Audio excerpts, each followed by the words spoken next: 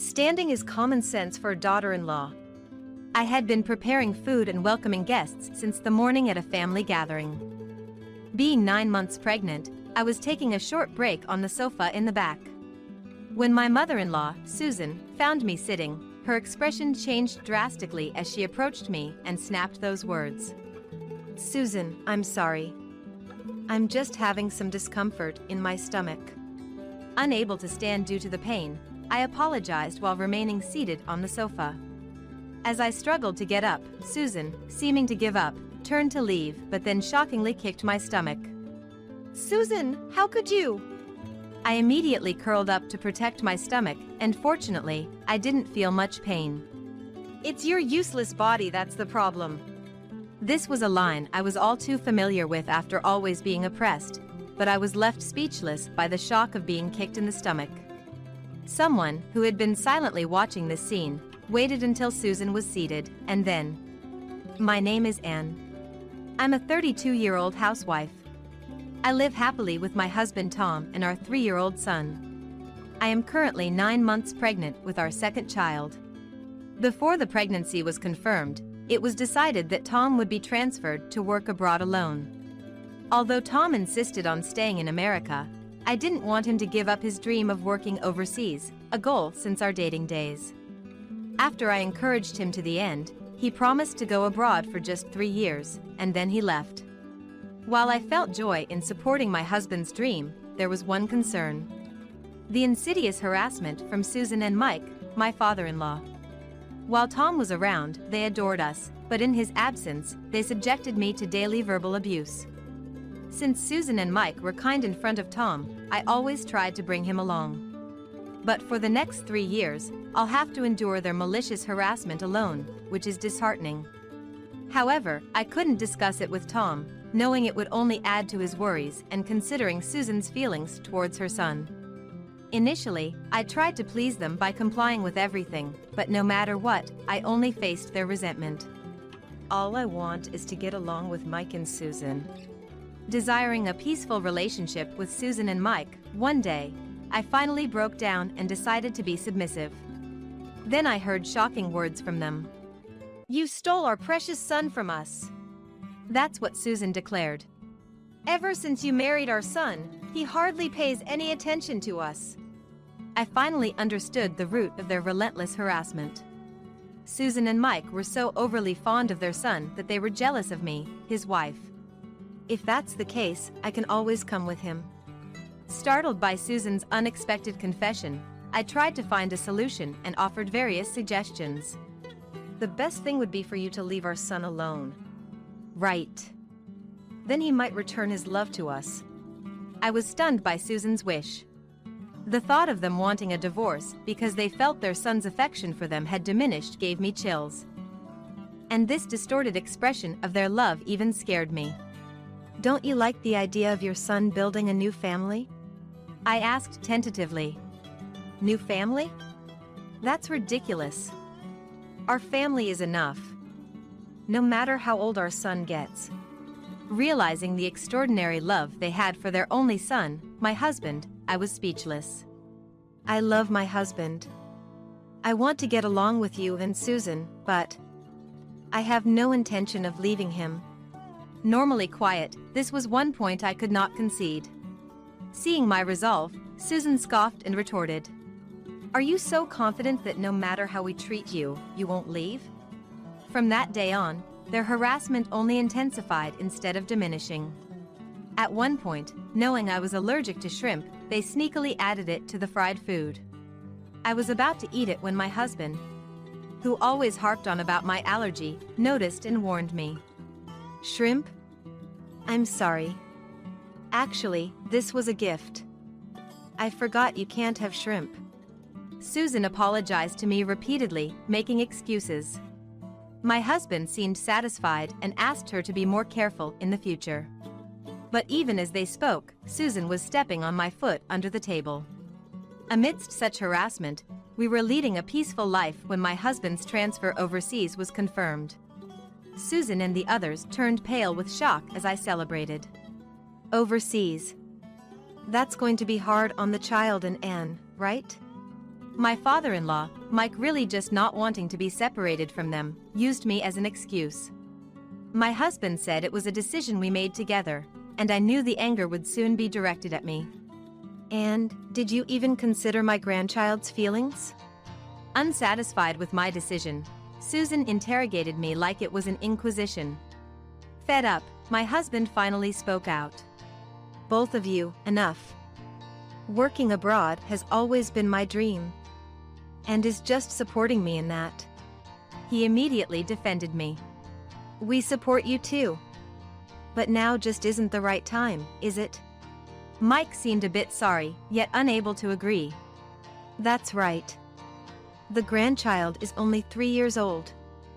It's too much for Anne. Susan, for once, seemed to be on my side, using my name in her argument. I'm fine. Tom and I have discussed it and decided to go for it. I spoke up, my voice trembling slightly, trying to act bravely so my husband wouldn't worry. Realizing our determination, Susan and Mike reluctantly accepted it, though with a sense of defeat. That night, feeling sorry towards Susan and Mike, my husband suggested we all have dinner together. I had been avoiding eating with them since the shrimp allergy incident, but I decided to endure it for my husband's sake. Then let us, the ladies, get busy preparing in the kitchen. You relax. Susan, excited to cook for her son after a long time, went into the kitchen. Hesitant to be alone with her, I steeled myself and followed her to the kitchen. Aren't you afraid our son might leave you when he returns from abroad? Susan's words, still hoping for our breakup, drained the blood from my face. Realizing it was pointless to engage, I silently started preparing. While we were working on different ingredients, Susan called out to me. And that pot over there is cool. Could you take it to the table? Busy with preparations, I followed Susan's instructions and grabbed the pot handle with my bare hands, only to let go immediately from the scorching heat. A pot of steaming hot beef stew fell right at my feet.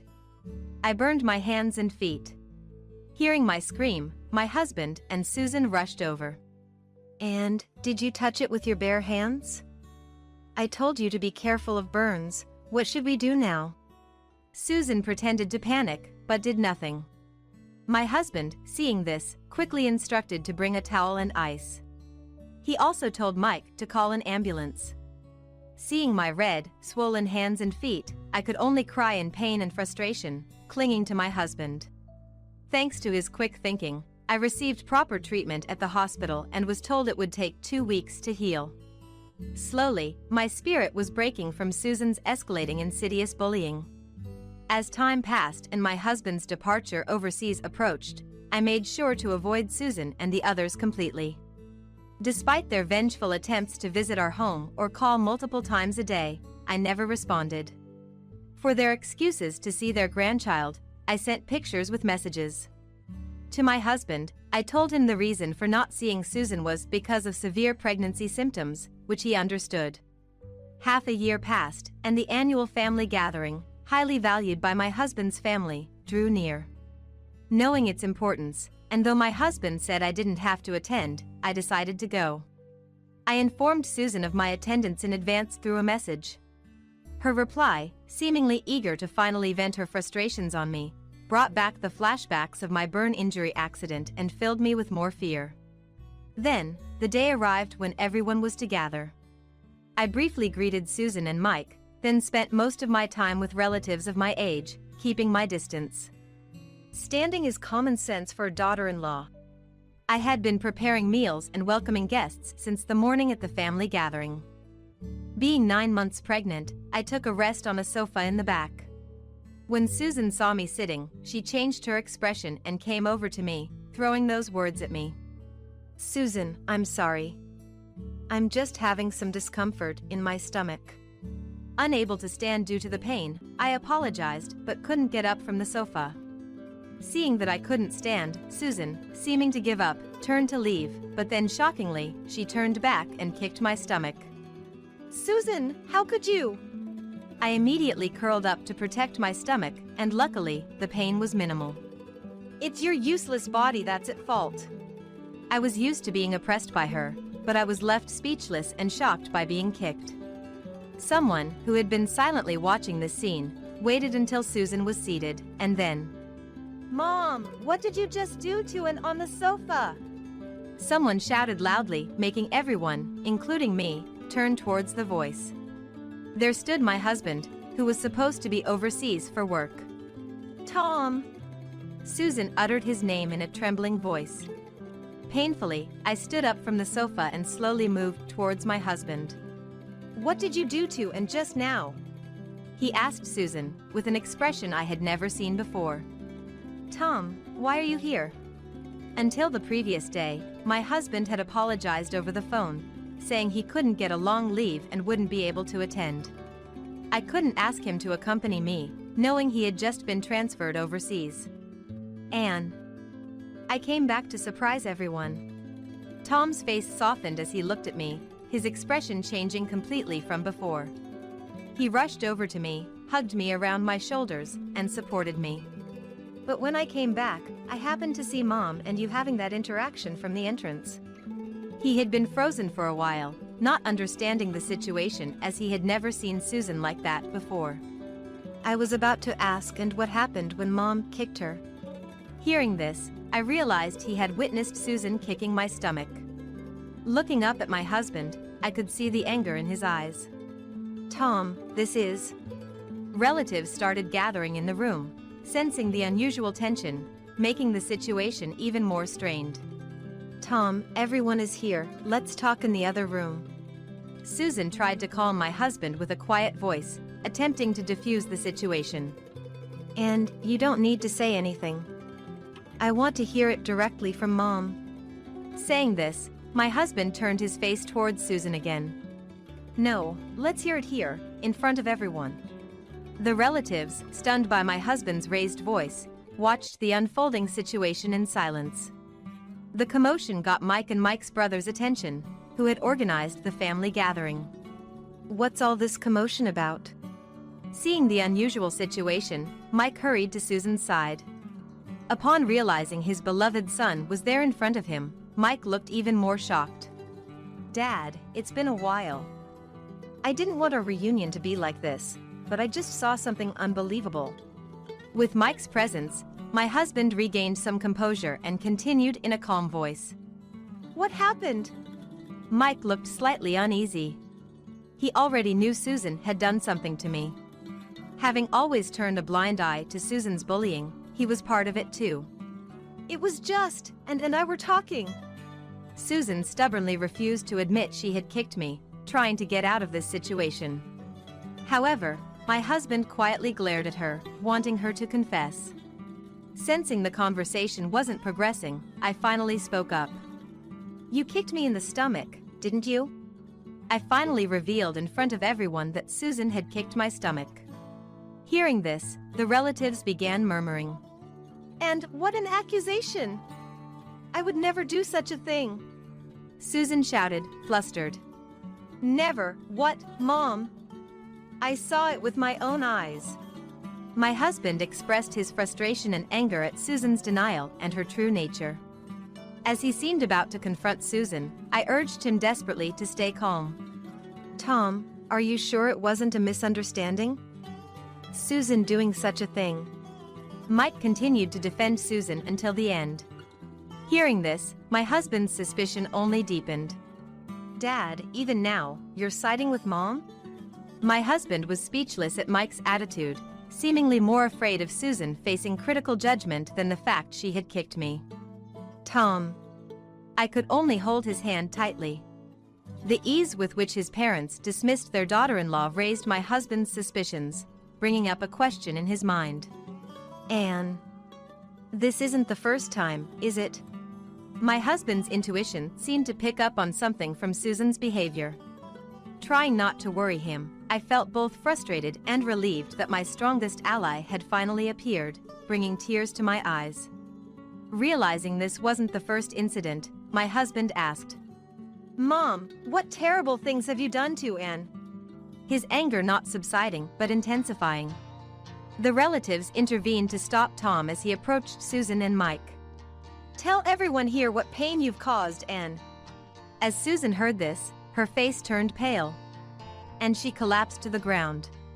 "Tom, it's too harsh to treat Susan like this in her condition." Mike began to show anger towards Tom.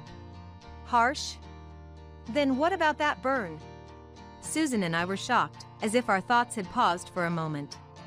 And the one who raised his voice upon hearing this was, surprisingly, Mike's brother. "And was burned?" Mike's brother, who had been quietly observing what he thought was a mother-in-law and daughter-in-law issue, spoke up for the first time, surprised by the unexpected development. "It seemed strange to me that day, and got a severe burn holding a pot of just done beef stew with her bare hands. My husband had been troubled by the fact that I had done something I would never normally do, and would always check if it's safe before handling a pot with her bare hands if it were her own decision. I always had a habit of double-checking everything, whether it was cooking or leaving the house, which my husband knew well. So, it seemed odd to him that I would grab the pot without thinking." "The beef stew was made by Mom. Did she say something at that time?" As he pressed for answers, Susan and Mike fell silent. Some relatives defended Susan, while others expressed disbelief. I decided to reveal everything. "That time, Susan said it was cool, right?" I repeated Susan's words with courage. I explained how I was busy with my own cooking preparations that day and took Susan's words at face value without checking the pot. "I regret not verifying and ended up getting burned." I admitted my mistake. Hearing this, Susan's expression changed, and she glared at me, shouting, "You are just trying to slander us. What kind of daughter-in-law are you?" Susan, who had been subdued, became enraged when faced with me. "I'm not stupid. I have saved our interactions as evidence." I had secretly been collecting evidence of Susan and Mike's insidious harassment, in case I couldn't endure it any longer. My husband showed a surprised expression, then I said, "Tom, I'm sorry I kept quiet. I didn't want to worry you, and I was afraid of ruining your relationship with Susan and Mike." The root of his parents' harassment stemmed from their affection for their beloved son. It was a twisted love, but I wanted to avoid worsening the relationship between Tom, who had been raised with much love from his parents. Susan and Mike, not expecting that I had been considerate of them, turned pale upon hearing this. "Mom, Dad, did you hear? Even after all this, and was still thinking of us." Tom apologized to me, ashamed that he hadn't realized the situation. "And I'm so sorry my parents made you suffer this much." Tom apologized with tears, and Susan, as if regretting how things turned out, exclaimed, "No, it's wrong. It's her fault. She stole our precious son." It was the moment Susan's true nature was revealed. The relatives around us looked on with cold eyes. Even Mike, considering his brother's reputation, tried to stop Susan's outburst. "Who stole me from you? Are you doing all this too and because of me?" My husband was speechless, not expecting such a distorted form of love where Susan's harassment was a retaliation for his affection being directed towards his new family. "I'm grateful for how you raised me.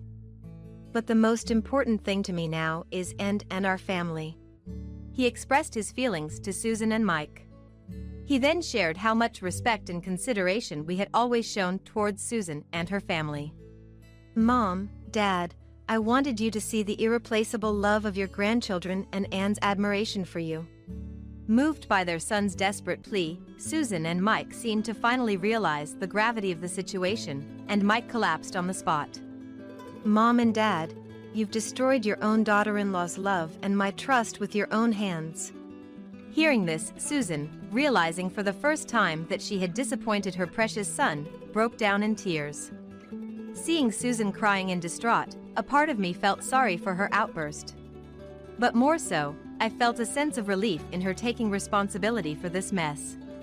Mike's brother, changing the dire atmosphere, intervened. "All right, this isn't a spectacle. The four of you, please move to a quieter room." With those words, the other relatives awkwardly dispersed. Receiving words of sympathy and encouragement, I began to relax a bit. Supported by my husband's arm, We moved to a quieter room as Mike's brother suggested. Once the four of us were inside, an uncomfortable silence filled the room. My husband still had questions for them, eagerly wanting to confront them. However, Susan and Mike looked so exhausted that he hesitated to speak. Then, Mike's brother entered the room. Now we can have a calm discussion. Is it true that and was subjected to insidious bullying? With a stern expression, Mike's brother asked directly. After a moment of contemplation, Mike finally nodded in resignation. Triggered by Mike's acknowledgement, my husband burst out. To think my parents would do this while and was protecting our child and unborn baby, it's shameful. He voiced all the accusations as if speaking on my behalf. He revealed that the shrimp allergy, the burn, and the kicking were all acts of spite towards me. I can't understand how Dad and Mom could hurt and to such an extent. Disappointed beyond imagination, my husband's disillusionment deepened. Then, Mike's brother brought an end to the discussion. Tom, that's enough. As your uncle, I'm deeply sorry for such a shameful sibling. I can't forgive what they've done. He apologized to us, then rushed to Mike and struck him on the cheek. As your brother, I cannot forgive your actions. Don't show your face at family events anymore. He then instructed Susan and Mike to leave immediately. Susan and Mike seemed to want to say something to me, but the fact that they had kicked me remained unchanged. I ignored their expressions and stayed close to my husband's side. Once Susan and Mike were out of sight, I finally felt a sense of closure and, perhaps relieved, I broke down crying. I don't remember much about what happened next, but my husband stayed by my side until the end. After the revelation of Susan's insidious bullying, my husband forbade any contact or visits from them. This helped me avoid seeing Susan, and gradually, my emotional wounds began to heal. The overseas transfer that was supposed to last 3 years was cut short by my husband, who didn't want to be away any longer. He returned to America after just 1 year. Initially, I was a bit apprehensive, but I supported his return, prioritizing the safe birth of our second child. Now, we are eagerly awaiting the birth of our second child as a family of 3. Susan still sends daily messages of apology, wanting to mend our relationship. When I express my fear of seeing them, my husband continues to prioritize my feelings. The relatives also talk about how haggard Susan looks now. And the general consensus is that it's their own fault. In a situation where my husband and relatives are on my side, there's not much Susan and Mike can do. So, once our second child is born, I plan to show them the baby.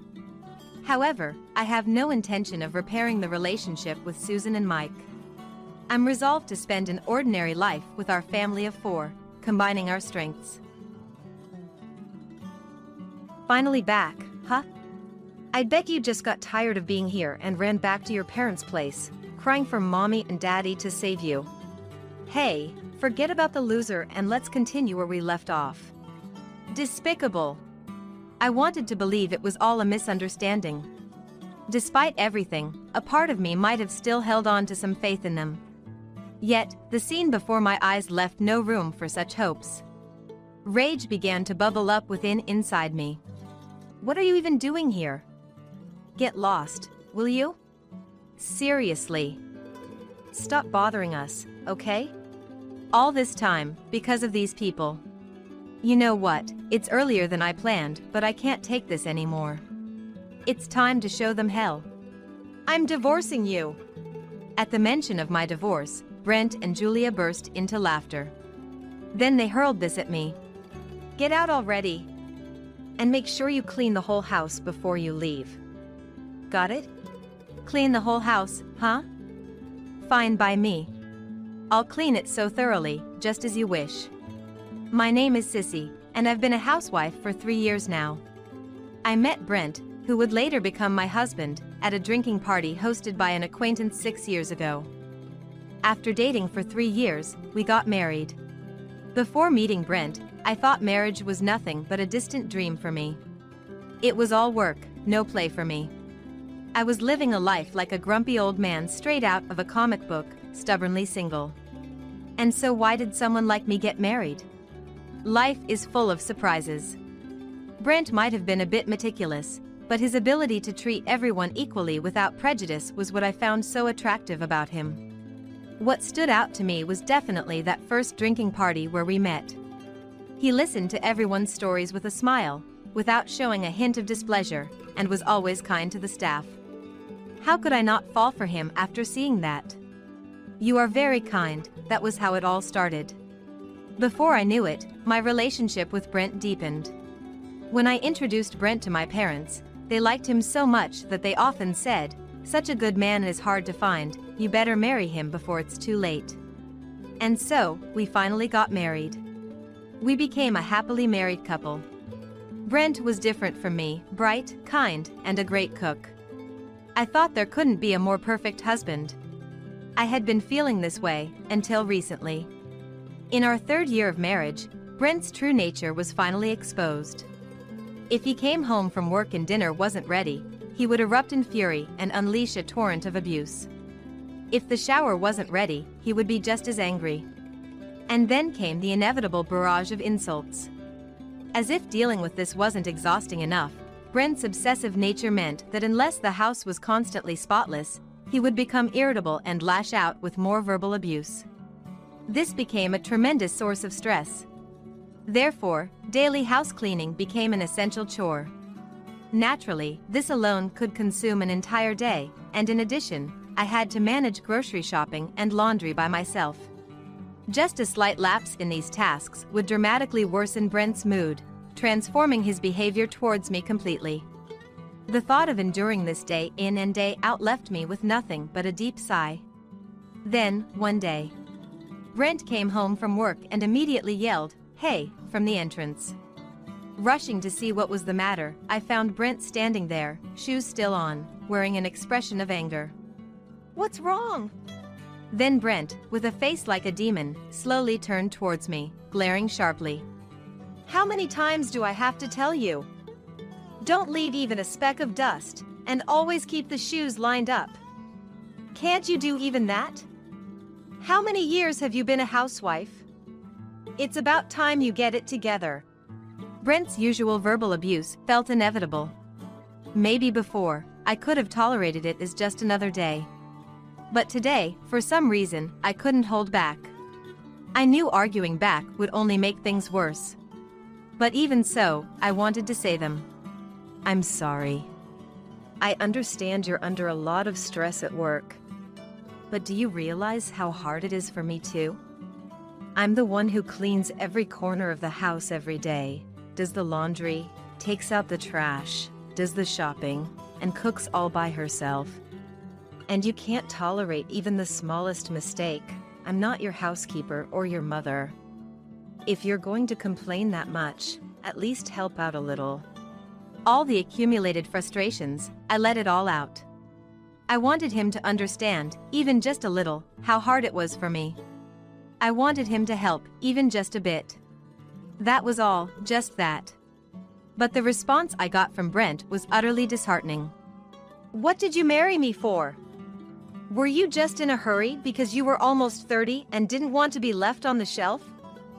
Desperately looking for a man? I saved you from that, so instead of complaining, just do what you're supposed to. If you can't even do that, don't make a fuss." His words tore my heart to shreds. I was shocked. Where had the kind Brent I first met gone? Does marriage really change people that much? Yet, contrary to how I felt, Brent looked at me with a face filled with delight, like a demon. A week has passed since that nightmare. I've naturally started avoiding Brent. Every word he says terrifies me. Every time Brent speaks, my body stiffens and shakes with fear. All due to the terror Brent instilled in me. To an outsider, we might look like a king and his slave. The fear was overwhelming. And my weight dropped rapidly, day by day. It was like living through hell. But Brent couldn't care less. One day, Brent came home from work with a woman by his side. "This is Julia, the boss's daughter. She's out of your league no matter how hard you try. She's an important client, so make sure you don't offend her. If you disrespect her, you know what will happen. Brent said this with a mix of sarcasm and intimidation. Then Julia, upon hearing this, looked at me and said with a mocking smile, "Wow, this is your place. Bigger than I expected. But I hate even a speck of dust in such places. You should have hired a younger, more capable housekeeper instead of this useless old lady. If you agree, I can introduce you to a good housekeeper." Despite meeting me for the first time, she looked down on me right away. And Brent, standing behind her, looked at me with disdain and laughed. "Julia, technically she is my wife, you know." "What? Really?" I had no idea. I mean, she's not cute or fashionable like me, so I just assumed she was the housekeeper. Well, of course. No one can go up against you. The two of them mocked me without a care. Tears welled up in my eyes from the humiliation. Then, Brent demanded that I prepare a meal to entertain Julia. "That's fine, but can you actually cook, ma'am? You give off a strong vibe of not being able to cook." I've taught her the basics of cooking, so she should be fine. Though, I'm better in the kitchen, so you'll have to cut her some slack if it's not up to par. I'm sorry, I can't do that. I'm brutally honest, so she's going to end up crying. All right. We'll cross that bridge when we get to it. Despite being insulted like this, was I really expected to cook for them? If only I could refuse. But if I did, then... Hey, don't just stand there. Get to it. Brent rushed me to start cooking. With mixed feelings, I began preparing the meal and served it to them. However, they didn't touch the food at all, just continued their conversation. An hour later, as Julia was getting ready to leave, she said to me, "No wonder Brent's losing patience with you. You can throw this food in the trash." With a triumphant look, Julia left the house with Brent. I was left alone in the house, standing there in a daze. From then on, Brent started doing things with Julia more often, and her visits to our house increased. Even when I returned from shopping, Brent was already home. Of course, Julia was there by his side. "Welcome back. You look surprised." "Don't shock her too much. Don't want her having a heart attack." "Yeah, you're right. Sorry, ma'am." Julia, uninvited, would come to our house just to make snide remarks. And Brent, joining in, would mock me as well. Fed up with their disrespectful treatment, I found myself walking out of the house before I knew it. I can't stand this life anymore. I sat on a bench in a small park nearby, crying. I wonder how much time had passed. It was already dark around me. That's when my mobile phone rang. It was a call from my dad. His call at that moment felt like a lifeline. I answered the phone immediately, asking him to come pick me up with just a few words. My dad replied with a simple "understood." About an hour later, my dad arrived to pick me up. Let's go home. During the car ride to my parents' house, my dad didn't ask a thing. Perhaps he didn't need to ask, he might have already known what had happened. We arrived at my parents' house without exchanging a single word. As I got out of the car, my mom, as if she had been waiting for my return, came rushing over. "Welcome back. Let's go inside." Her casual words made tears spill over. When did I become so weak? I don't need to ask anything. But I do want to do whatever I can to help my daughter who is suffering. That's what parents are for. These words from my dad became the catalyst for me to pour out everything that had been building up inside me. About my marriage, Brent's actions and attitude, and also about Julia. Crying in front of my parents as I spoke, they embraced me gently. My mom said I had done well, and my dad told me it was okay to be honest with my feelings. Their words solidified my resolve. From that day on, while staying at my parents' house, I started making certain preparations. Of course, during this time, Brent called me numerous times, but I ignored all of them. Answering would only result in sarcasm or abuse. It was better to focus on what needed to be done instead of answering his calls. A week into making preparations, I received a text from Brent saying we needed to talk and that I should come over. I guess I have no choice but to go. There were still things to be done, but I couldn't ignore him any longer. Reluctantly, I decided to return home. It had been 2 weeks since I had ran out. I wondered where Brent was and headed to the living room, but he wasn't there. Thinking he might still be at work, I then heard Brent and Julia enjoying themselves from the bedroom upstairs. I rushed upstairs and forcefully opened the bedroom door, finding them in the midst of their affair, as I had suspected. It seemed they had called me back just to show me this scene on purpose. Finally back, huh? I bet you just got tired of being here and ran back to your parents' place, crying for mommy and daddy to save you. Hey, forget about the loser and let's continue where we left off. Despicable. I wanted to believe I would never do such a thing. Maybe part of me still held on to some belief even after everything that happened. But the scene before my eyes didn't allow for even a shred of that hope. Anger was boiling up inside me. What are you even doing here? Get lost, will you? Seriously. Stop bothering us, okay? All this time, because of these people. You know what, it's earlier than I planned, but I can't take this anymore. It's time to show them hell. I'm divorcing you. At the word divorce, Brent and Julia burst into laughter. Then they hurled this at me. Get out already. And make sure you clean the whole house before you leave. Got it? Clean the whole house, huh? Fine by me. Just as you wish, I'll clean it thoroughly. All right, I'll clean up. But I wouldn't want to interrupt your fun, so I'll do it later. Wow, aren't you considerate? Make sure you keep your word, all right? And you're the one preparing the divorce papers. I nodded with a smile at Brent's words and left. Immediately after stepping out of the house, I made a call to a certain place. Yes, everything is going as planned. Yes, thank you very much. Leaving the house I had lived in behind, I went straight back to my parents' house. Upon my arrival, I simply said, I did it, and my parents told me I had done well. 2 weeks later, Brent called. Hello? Don't hello me! What the hell did you do? What do you mean? I haven't done anything. Don't play dumb. Why is my house gone when we came back from the trip? You did this, didn't you? Exactly. Of course, it was all my doing. After our conversation, Brent and Julia had leisurely gone on an overseas trip. Before their return, I executed a plan I had been concocting by contacting a real estate agency. That's why the house was gone. Well, you told me to clean it up, so I just sold the house. It's completely cleared out now, isn't it? The neighbors are even happy about the improved view. What? That's not what I meant. I said clean it, not sell the damn house. Oh, was that so? I thought making it clean meant selling the house itself. My bad. Brent ranted over the phone, though it was understandable.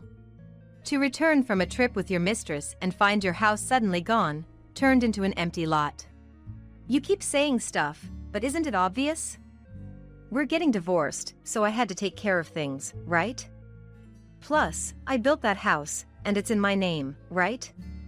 So, it's up to me to decide what to do with my own property. Did you really live there without understanding that? You can't be that stupid. But, that's... You didn't have to sell the entire house? Is that what you do to a husband you loved? That's going too far. What? Loved? Don't make me laugh. If there was love, we wouldn't be getting divorced.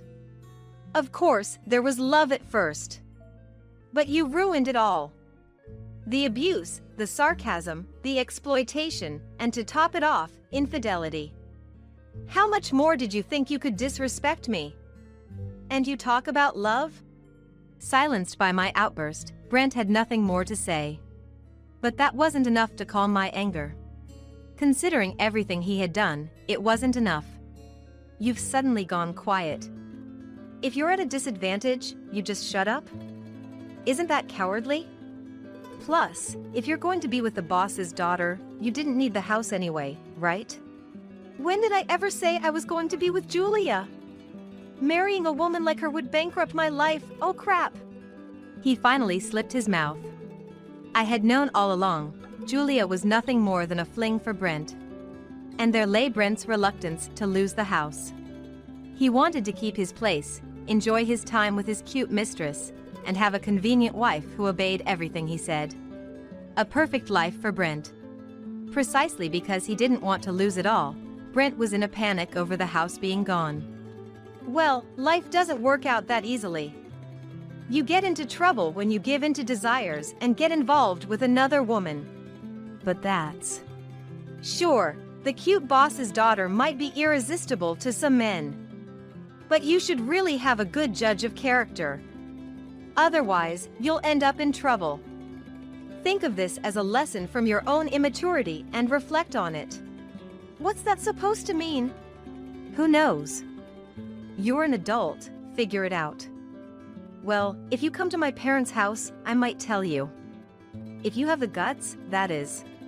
And with that, I hung up. The next day, to my surprise, Brent came to my parents' house.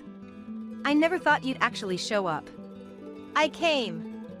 Now tell me what you meant by yesterday. How could he demand answers in such a situation? Well, if you come at me with that attitude, I'm not inclined to explain. Don't you think if you want to know, you should show some decency? I mean, I don't have to tell you. It's your problem, after all. Brent made a displeased face. So what will it be? Please tell me. Despite his reluctance, Brent begrudgingly asked. Come in. I led Brent into the living room. The moment he opened the door to the living room, Brent's face showed shock. There, sitting on the sofa and glaring at Brent with piercing eyes, were my parents. Brent couldn't bear their gaze and looked away. You knew this would happen, yet you still came. He didn't respond to my comment, just stood there sweating profusely. Then, my father spoke to Brent. Don't just stand there, come sit down. It's been a while, let's have a proper talk. Brent seemed scared by my father's deep, intimidating voice, looking down and unable to lift his face. That's when my mother quickly spoke up. I'll be honest with you, I will never forgive you. After all the suffering you've caused Sissy, and then to cheat on her as well. Don't think you can walk away free from here. My father as well as my mother both have strong presence. Even as their daughter, their aura was quite formidable. So, for someone like Brent, who's an outsider, it must be almost unbearable. If only you hadn't cheated in the first place. You're so stupid. Though, this would have happened either way. No, that's... You've put me through a lot. I even lost weight without needing to diet. How did it feel, watching your wife get thinner? I still remember your face from back then. That devilish smile. Brent was left speechless. Meanwhile, my parents' expressions grew even more stern. Any parent would be furious knowing how much their child had suffered. Even I think so, without even having kids. Suddenly, Brent blurted out. Is it all my fault? My parents were taken aback by his words. Is everything blamed on me? It's not just me. You bastard. My father, reaching his limit, was about to hit Brent. Father, wait. My intervention stopped my father's fist just inches from Brent's face. There's no need for you to dirty your hands, Dad. Everything has been prepared, don't worry. Prepared? It's about time. At that moment, my mobile phone rang. Yes. Oh, yes. The door is unlocked, so you can come in. Thank you. Brent, unsure of what was to come, looked anxious. Then the living room door opened, and an elderly man, followed by a familiar-looking woman, entered.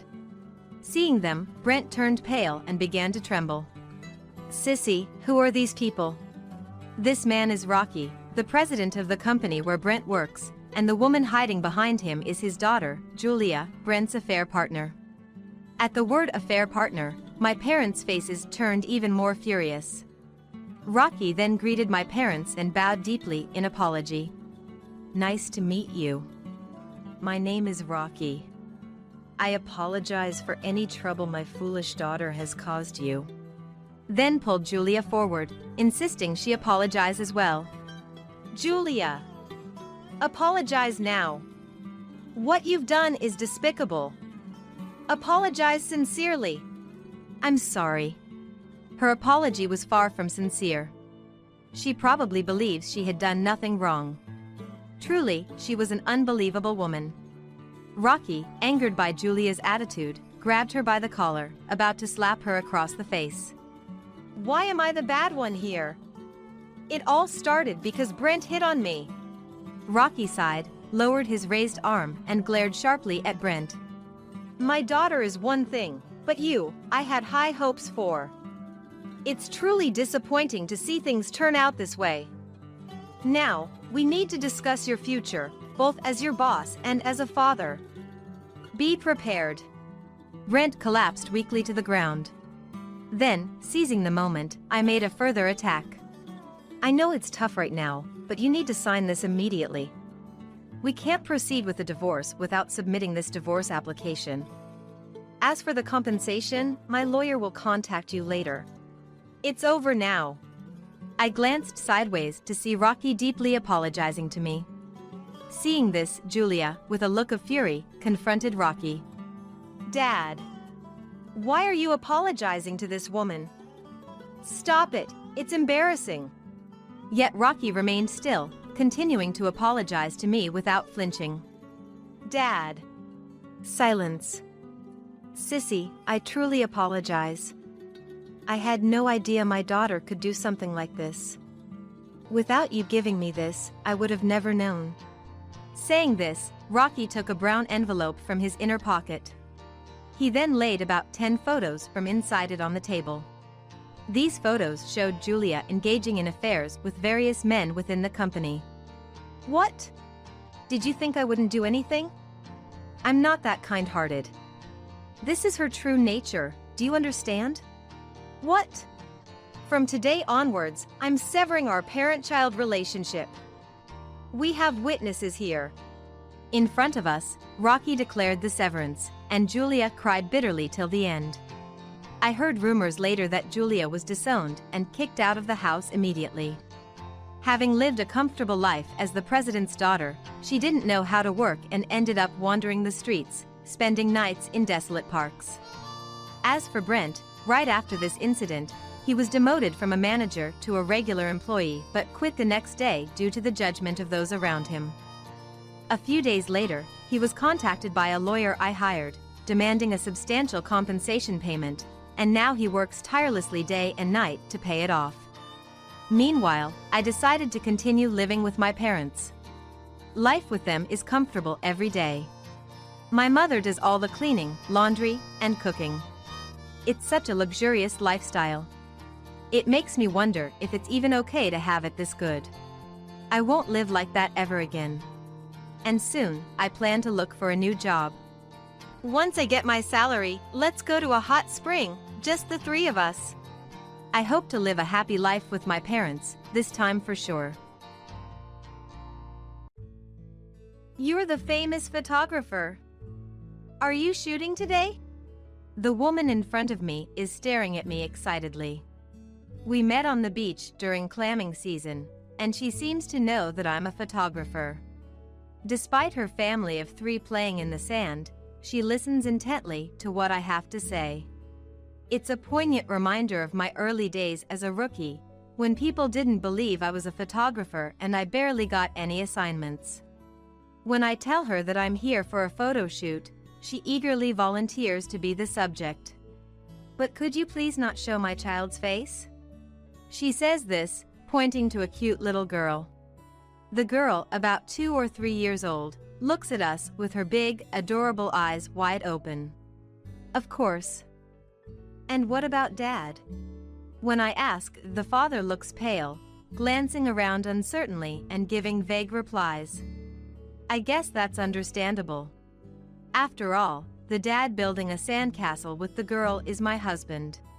My name is Katie. I'm a 30-year-old freelance photographer. For work, I'm often called to school events and weddings in the neighborhood. I capture moments of smiles and friendship, sharing them through my photos. It's not just about taking pictures, but about capturing people's memories and emotions, sharing their happiness. Capturing these joyous moments in people's lives is my job and my passion. But my life's shutter stopped in an instant due to a certain event. My husband, Galton, was a busy businessman.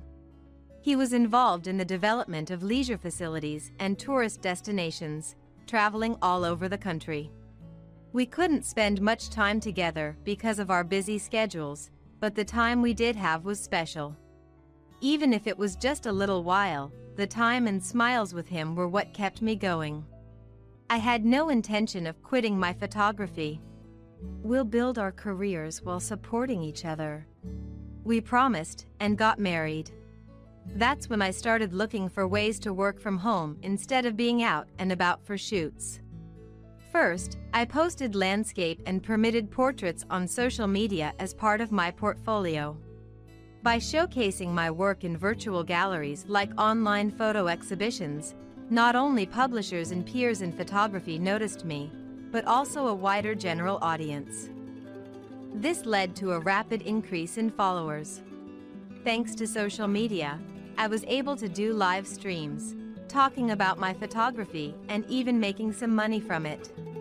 I would share my photos while explaining the stories and techniques behind them. Communicating through photography was fun and fulfilling. I balanced outdoor shooting with my social media presence, steadily growing my follower base. Galton was still constantly on business trips. Inevitably, I spent a lot of time with my in-laws, who thankfully took an interest in my social media activities. As I taught them how to use smartphones and social media, we grew closer, and they often tuned into my photos and live streams. Both are wonderful people, and even when Galton was away, I didn't feel lonely and enjoyed fulfilling days. However, there was a significant void in our lives. We couldn't have children. Despite numerous tests, we were unable to conceive. We both wanted kids, so years into our marriage, without a child put a strain on us. Initially supportive, Galton grew tired of the financial burden and frequent clinic visits, and I could feel us drifting apart. His involvement in a major project, requiring constant travel, didn't help. His interest shifted from our elusive treatment to his challenging work. He cared less about our childlessness, talking more about work instead. I tried to understand his busyness, but we were emotionally distant. Yesterday, I had a meeting with a client, and it looks like a new project is starting. I'll be away overnight for a while starting next week. As he unpacked dirty shirts from his large suitcase, Galton told me this. He had just gotten back, but I quickly started the laundry. Galton wouldn't bother to clean or buy new shirts otherwise. It's faster and less risky this way, he would say, but I wanted to save where I could. So, about the hospital. That's impossible. You know I have to be there in person, right? I can't leave work, so let's skip it next week. I sighed quietly, so Galton wouldn't hear. I had made an appointment, but there was nothing I could do if he was traveling. Galton's actions caused trouble for his company, and it was painful to see the work he was once praised for being overshadowed by his personal life. I never wanted to be a hindrance. But, you know, as busy as I am, it's tough. Katie, you go out for shoots too, right? Let's both keep up the good work. Yeah. Take care of yourself, Galton. I swallowed my words as he casually dismissed the topic. Maybe Galton no longer wanted children. But I was too afraid to ask. Should I accept this silently, or should I bring it up, even indirectly? The uncertainty was unsettling. I was adept at capturing people's joy and sorrow through my camera. Yet now, I was living each day unaware of my own emotions. Slowly, I felt trapped within the frame of my own photographs. One day, a fine white envelope with the logo of a famous resort company arrived at the house. It didn't seem like just any direct mail, so I hastily opened it. Inside was a voucher for a stay at a luxury hotel by the sea. Apparently for 3 people. Why was this sent to me? Feeling a stir in my heart, I quickly went to Galton. "Galton, this arrived. Do you know anything about it?" Of course, I wasn't accusing him of anything. I was careful not to sound mean, just asking naturally. Galton stopped reading his newspaper and looked at me. His expression was blank, but his gaze hardened slightly, almost glaring. I had never been looked at that way before and couldn't hide the sinking feeling in my chest. "That's for a colleague whose plans didn't work out, so it was sent to us. It's nothing strange, so can I have it back?" He reached out his hand. Without saying a word, I handed him the envelope with the tickets, and he snatched it away. But when he saw the address, he looked back at me with clear annoyance. "This is addressed to me. Don't open my stuff without asking." I was surprised and hurriedly apologized. However, it wasn't unusual for direct mail to come to my busy salesman husband. We usually disposed of the ones that arrived at home, so I was taken aback by his reaction. "Sorry, I didn't realize it was direct mail. I was just checking." "You should have asked me since I'm here today." Galton took the envelope to his room, and I couldn't ask any more about the tickets. Although I didn't fully understand why he needed to get tickets for a colleague, I had to accept his explanation. But then, half a month later, something else happened. In July, just before Independence Day, and when we had a memorial service planned at my in-laws. "I've got a long business trip," he suddenly said. I was initially speechless. A business trip? In my work, I often get requests from families or for landscape photography. But I had taken time off for the memorial service.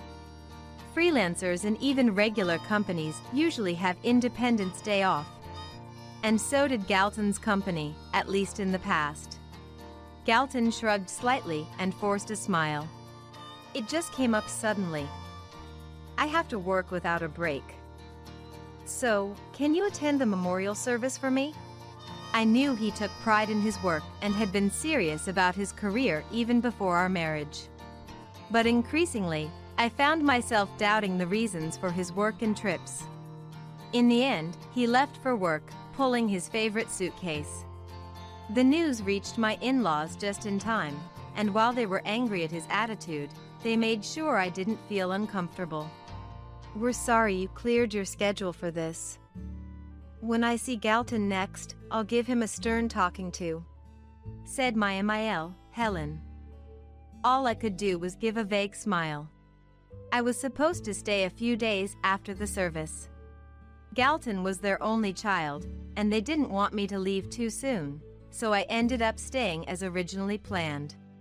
I brought my camera and took pictures of my in-laws doing housework, living their daily life, and even landscapes I don't usually focus on. I occupied my time with shooting plans, but part of me felt the absence of Galton, who should have been there. I decided to go to the beach one station away, both for work and a change of scenery. During the spring and summer holidays, the beach is lively with clam digging, and ideal family groups enjoy their time on the sands. Some people are under colorful beach umbrellas, enjoying walks and sunbathing. I walked along the beach with my camera. Suddenly, I stopped at the sound of a familiar voice, coming from a family building a sandcastle. I was glad I wasn't holding my camera. I would have dropped it at the sight. In the circle was Galton. He was with a young woman and a toddler, building a sandcastle together. They looked like a happy family, gathering white sand and shells. I couldn't believe my eyes. But the hotel voucher that had arrived at home, Galton's frequent long business trips, his indifference, it all piled up like sand before me. It would have been an ideal family scene for a photo assignment. But I couldn't believe my husband was there. The child between them looked about 2 or 3 years old. About the time I started feeling Galton drifting away. He had another family. Though I wasn't sure if the child was his, my instincts as a wife told me there was a blood connection. I felt as if a glass frame inside me had shattered mercilessly. The frame was supposed to hold our happy, smiling faces as a couple. I steeled myself and approached. Not Galton, but the woman. She was wearing a large straw hat and looked surprised when I suddenly spoke to her. I forced a smile and apologized for the abrupt approach. Then, I handed her my business card, explaining that I was a freelance photographer. The card only had my professional name, but it also included my social media contact. She looked at the card with interest, then started searching for me on her mobile phone. In the background, Galton, clearly aware of me, was frozen, staring at a spot on the beach. "Would you mind if I take a photo of your family? I sometimes do live streams showing photography tips." "What? I know Katie. I follow you. You post mobile photography tips, right?" She was excited, not knowing my relation to Galton, happy to be approached by a minor celebrity on social media. I was surprised she was a follower, but she was eager, even for a live stream. I hesitantly asked, and before I could finish, "Of course." She was already excitedly agreeing. I felt guilty, like I was deceiving her, but my goal was to document Galton's other family. "Please teach me some photography tips for moms." "Galton, you're okay with it, right?" Galton was caught off guard. Stammering, he tried to avoid looking at me, desperately thinking of an excuse. "We shouldn't, because of the face reveal. I'm a model for brochures, Can you just make sure my child isn't in the frame?" It turned out the other woman, Lisa, was a model I had met through my husband's company's public relations work. Of course, I agreed and adjusted my phone camera to keep the child out of the shot. I quickly set up for a live stream, pretending to teach the mother, with Galton unavoidably in the center of the frame. His forced smile was interpreted positively by viewers, quickly spreading as cute nervous dad. After the stream, I thanked them and left. But within minutes, Galton caught up with me, leaving Lisa and the child behind. I asked him bluntly, "What are you trying to do?" He remained silent, looking annoyed. He probably felt awkward with Lisa and came to me as an escape. I wonder what his intentions were in stopping me. Finally, he spoke heavily. "Katie, understand me. What's there to understand without a proper explanation? It's clear enough if you look. Look, I couldn't help it. I had a child with her before I could with you. It's fine. Lisa's family is wealthy, she doesn't need me to marry her." Galton confessed, his defiance revealing the truth. It seemed unlikely that a young woman who got pregnant would say something so convenient. Probably, Lisa suspected he was married. "I wanted a child. But you couldn't have one. Lisa is nice, and the kid is cute, like her. But it doesn't mean I hate you or don't want to live with you." His contradictory words left me holding my aching head. Apparently, he wanted to maintain the status quo. "I won't bother you. This situation is perfect for me. Isn't this good enough?" How could it be? I should have argued back. But I was so overwhelmed I lost my voice. In my silence, he sighed in victory and was about to leave.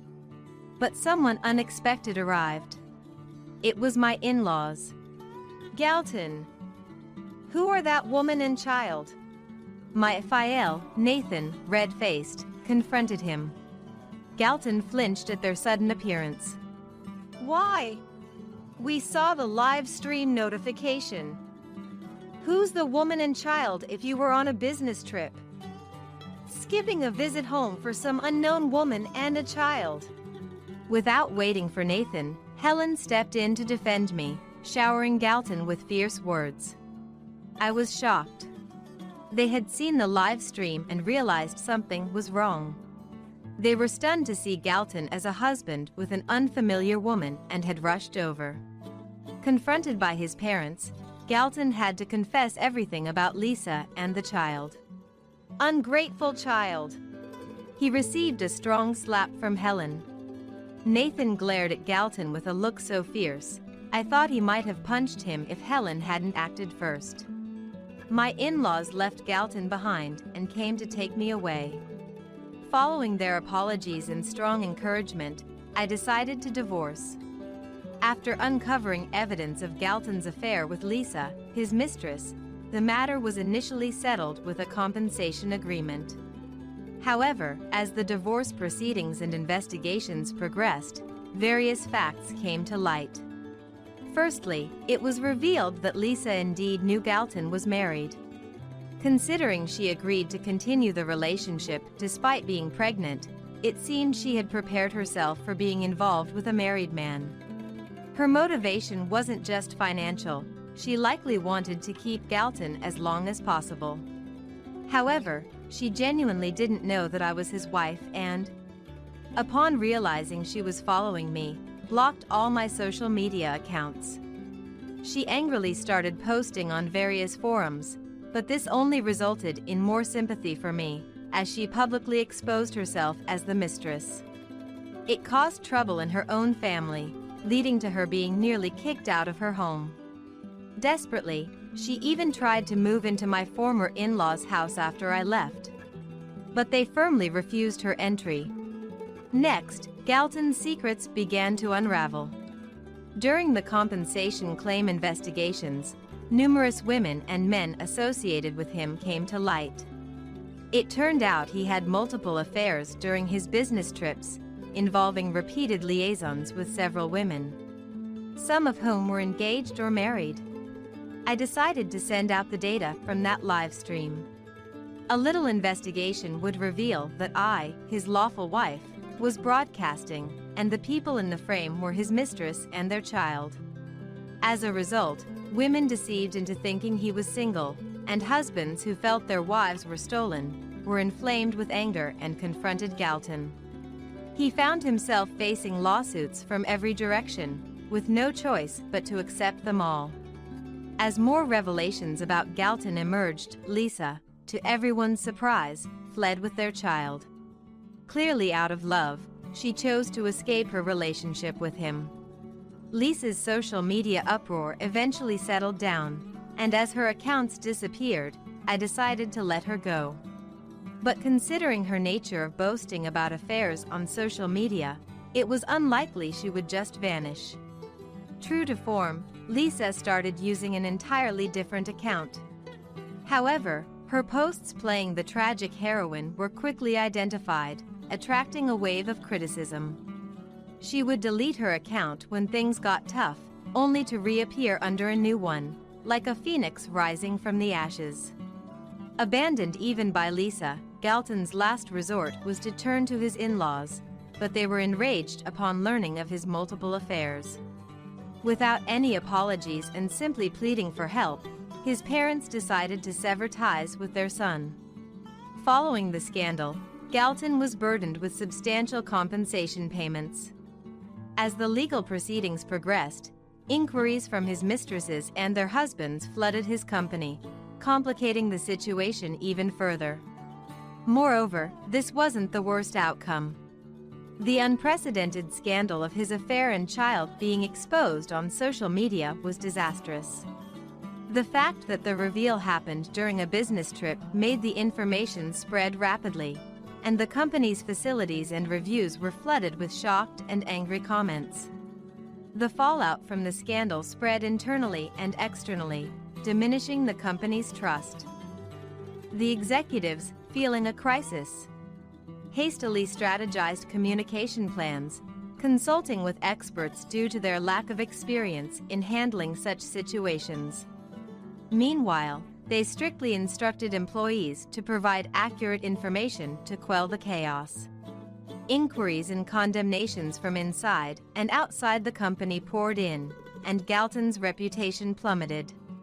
He became an outcast at work, completely isolated. Amidst the uncomfortable atmosphere, he was soon asked to resign and had to look for a new job. Originally proficient and successful in sales, he was favored by an older demographic who didn't use social media and quickly found new employment. However, his nature didn't change. Within half a year, he was involved in new scandals, such as pursuing his manager's wife and attempting to charge a shabby motel stay as a business expense.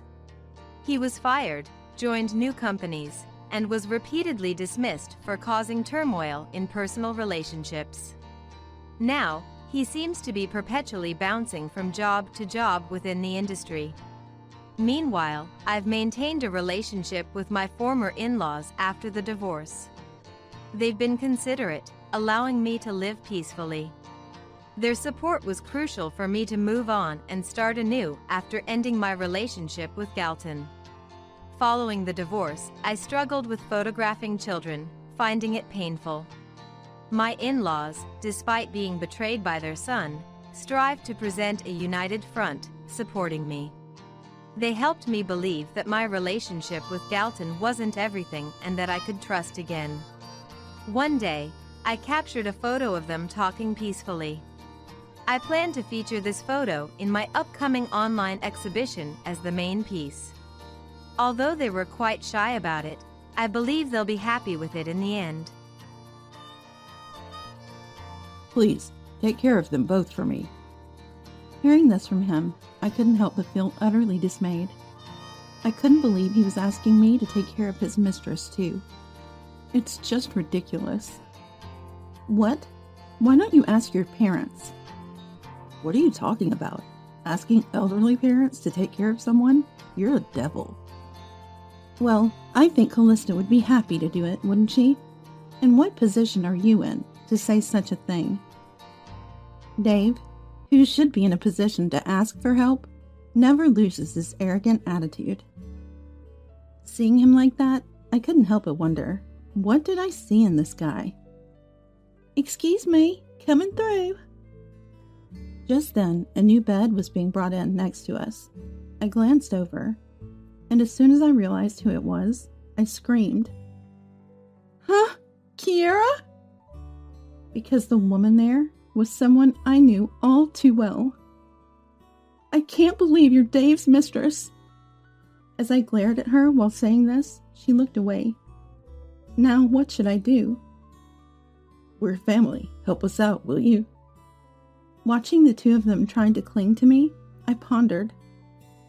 I am Erica, a 35-year-old housewife, raising a lovely 10-year-old son. I have a younger sister, 6 years my junior, and frankly, we don't get along.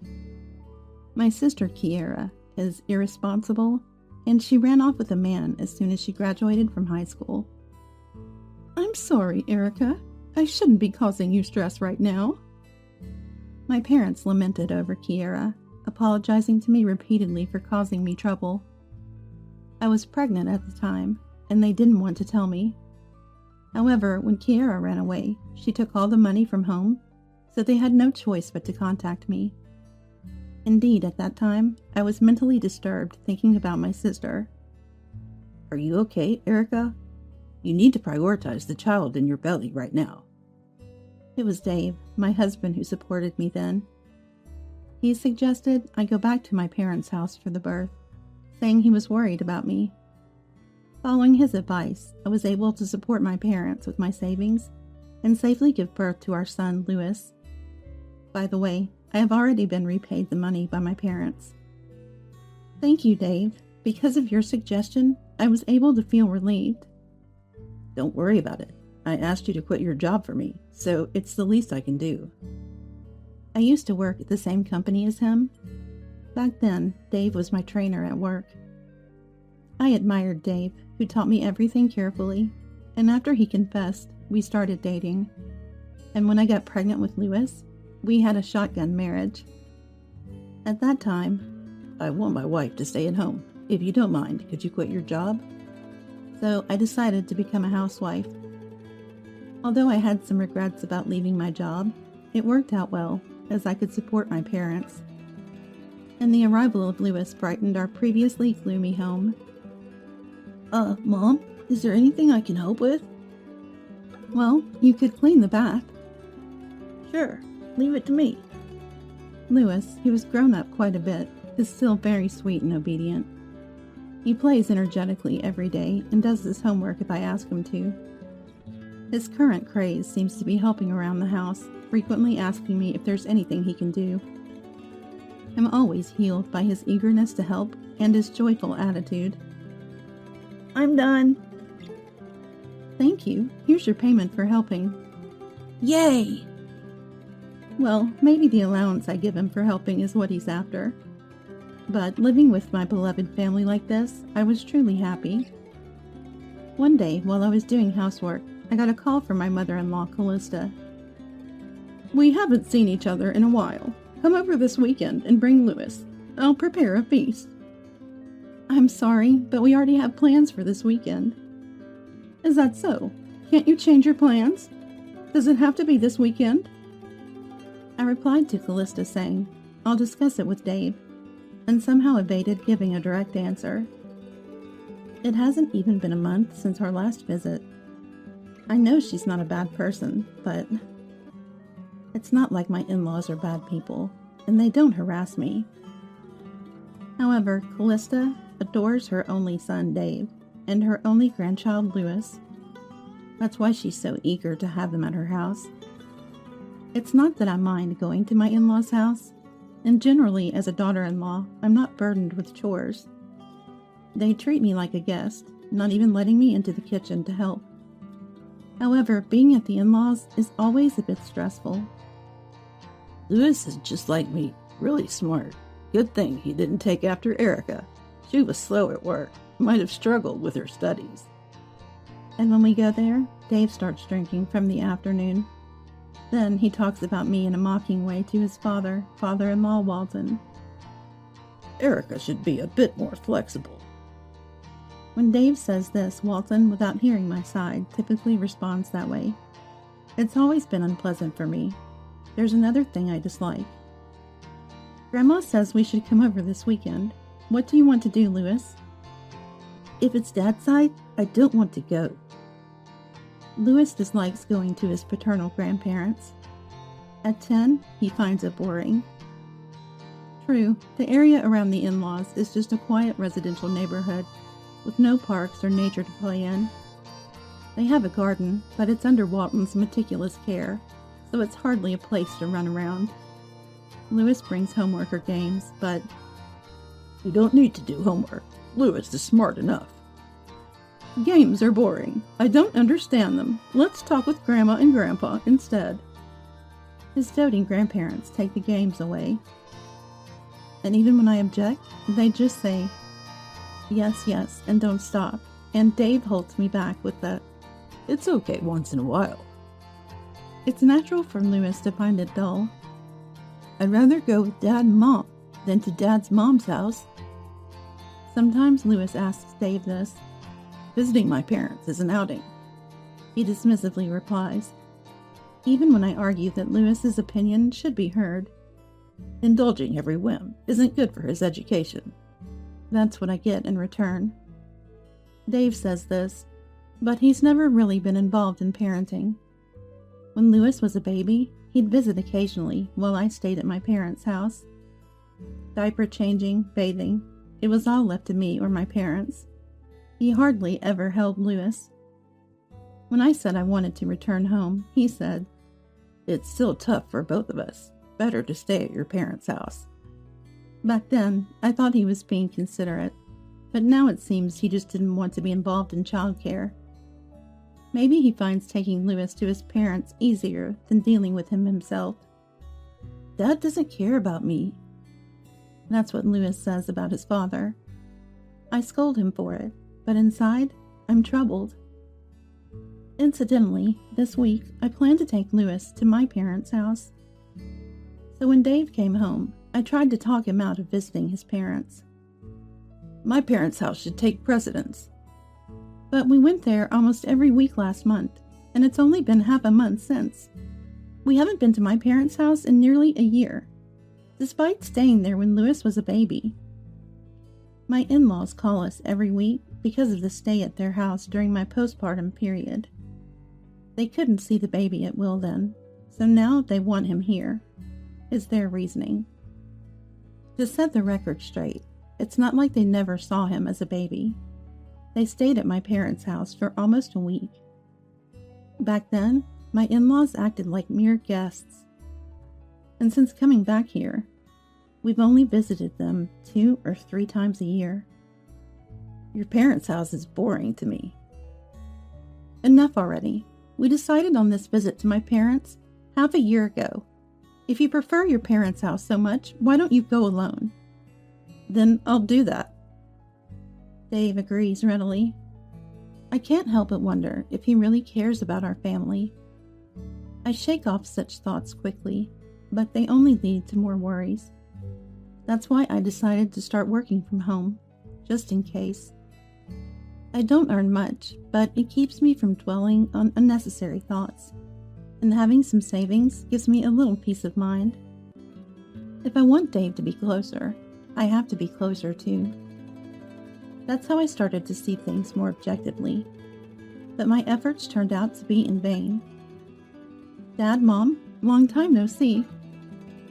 Ah, long time indeed. You've grown so much, Louis. And so, as planned, I took Louis and went back to my parents' house. My father Rudolph and mother Leonora were thrilled to see Louis after such a long time, and Louis looked really happy too. Louis, I practiced the game you said you liked. Would you like to play it together? Really? I want to. Oh, but I have to do my homework first. That's good of you. Then use the living room. Your mom and I will prepare the meal while you're working on your homework. My parents prioritized Louis's wish like that. Just that made me feel better compared to my in-laws. What's wrong? You look worried. My mother noticed my troubled expression and spoke to me. Since Louis was occupied with my father, I decided to confide in my mother about recent events. True, we monopolized him when he was a baby, but that was only for about 2 months after his birth. And ignoring Louis's wishes like that? Honestly, I wonder if continuing this marriage is just going to make Louis suffer. That's something to think about. You should have a serious talk with Dave. And remember, if it comes to that, we're here to support you. You can always come back home. I felt a deep gratitude for my mother's words. I knew my father would say the same. Just then, "I'm home," I heard that voice. And as my mother and I exchanged surprised glances, a woman with a little girl came in. "Kiera? Hey, big sis. Why are you here at our parents' house?" The woman was Kiera, my sister, whom I hadn't seen in 10 years. The little girl, about Louis's age, was hiding behind her. Kiera? What are you doing here? Our parents were also surprised by her sudden return. Ignoring our reactions, Kiera casually dropped her bags and said, "I'm tired. Put these in my room." Sensing the strange atmosphere, Louis quickly came to my side. Kiera, what have you been doing all this time? I got married where I eloped, too. Summarizing Kiera's story, she had a daughter, Aaliyah, at the place she eloped to. She had been living with her family of 3, but now she was back as a single mother after getting divorced. You're always so selfish. Stop causing us trouble. My father shouted at Kiera, who was smiling nonchalantly. Seeing our father's anger, the children hiding behind their mothers looked scared. "Dad, calm down.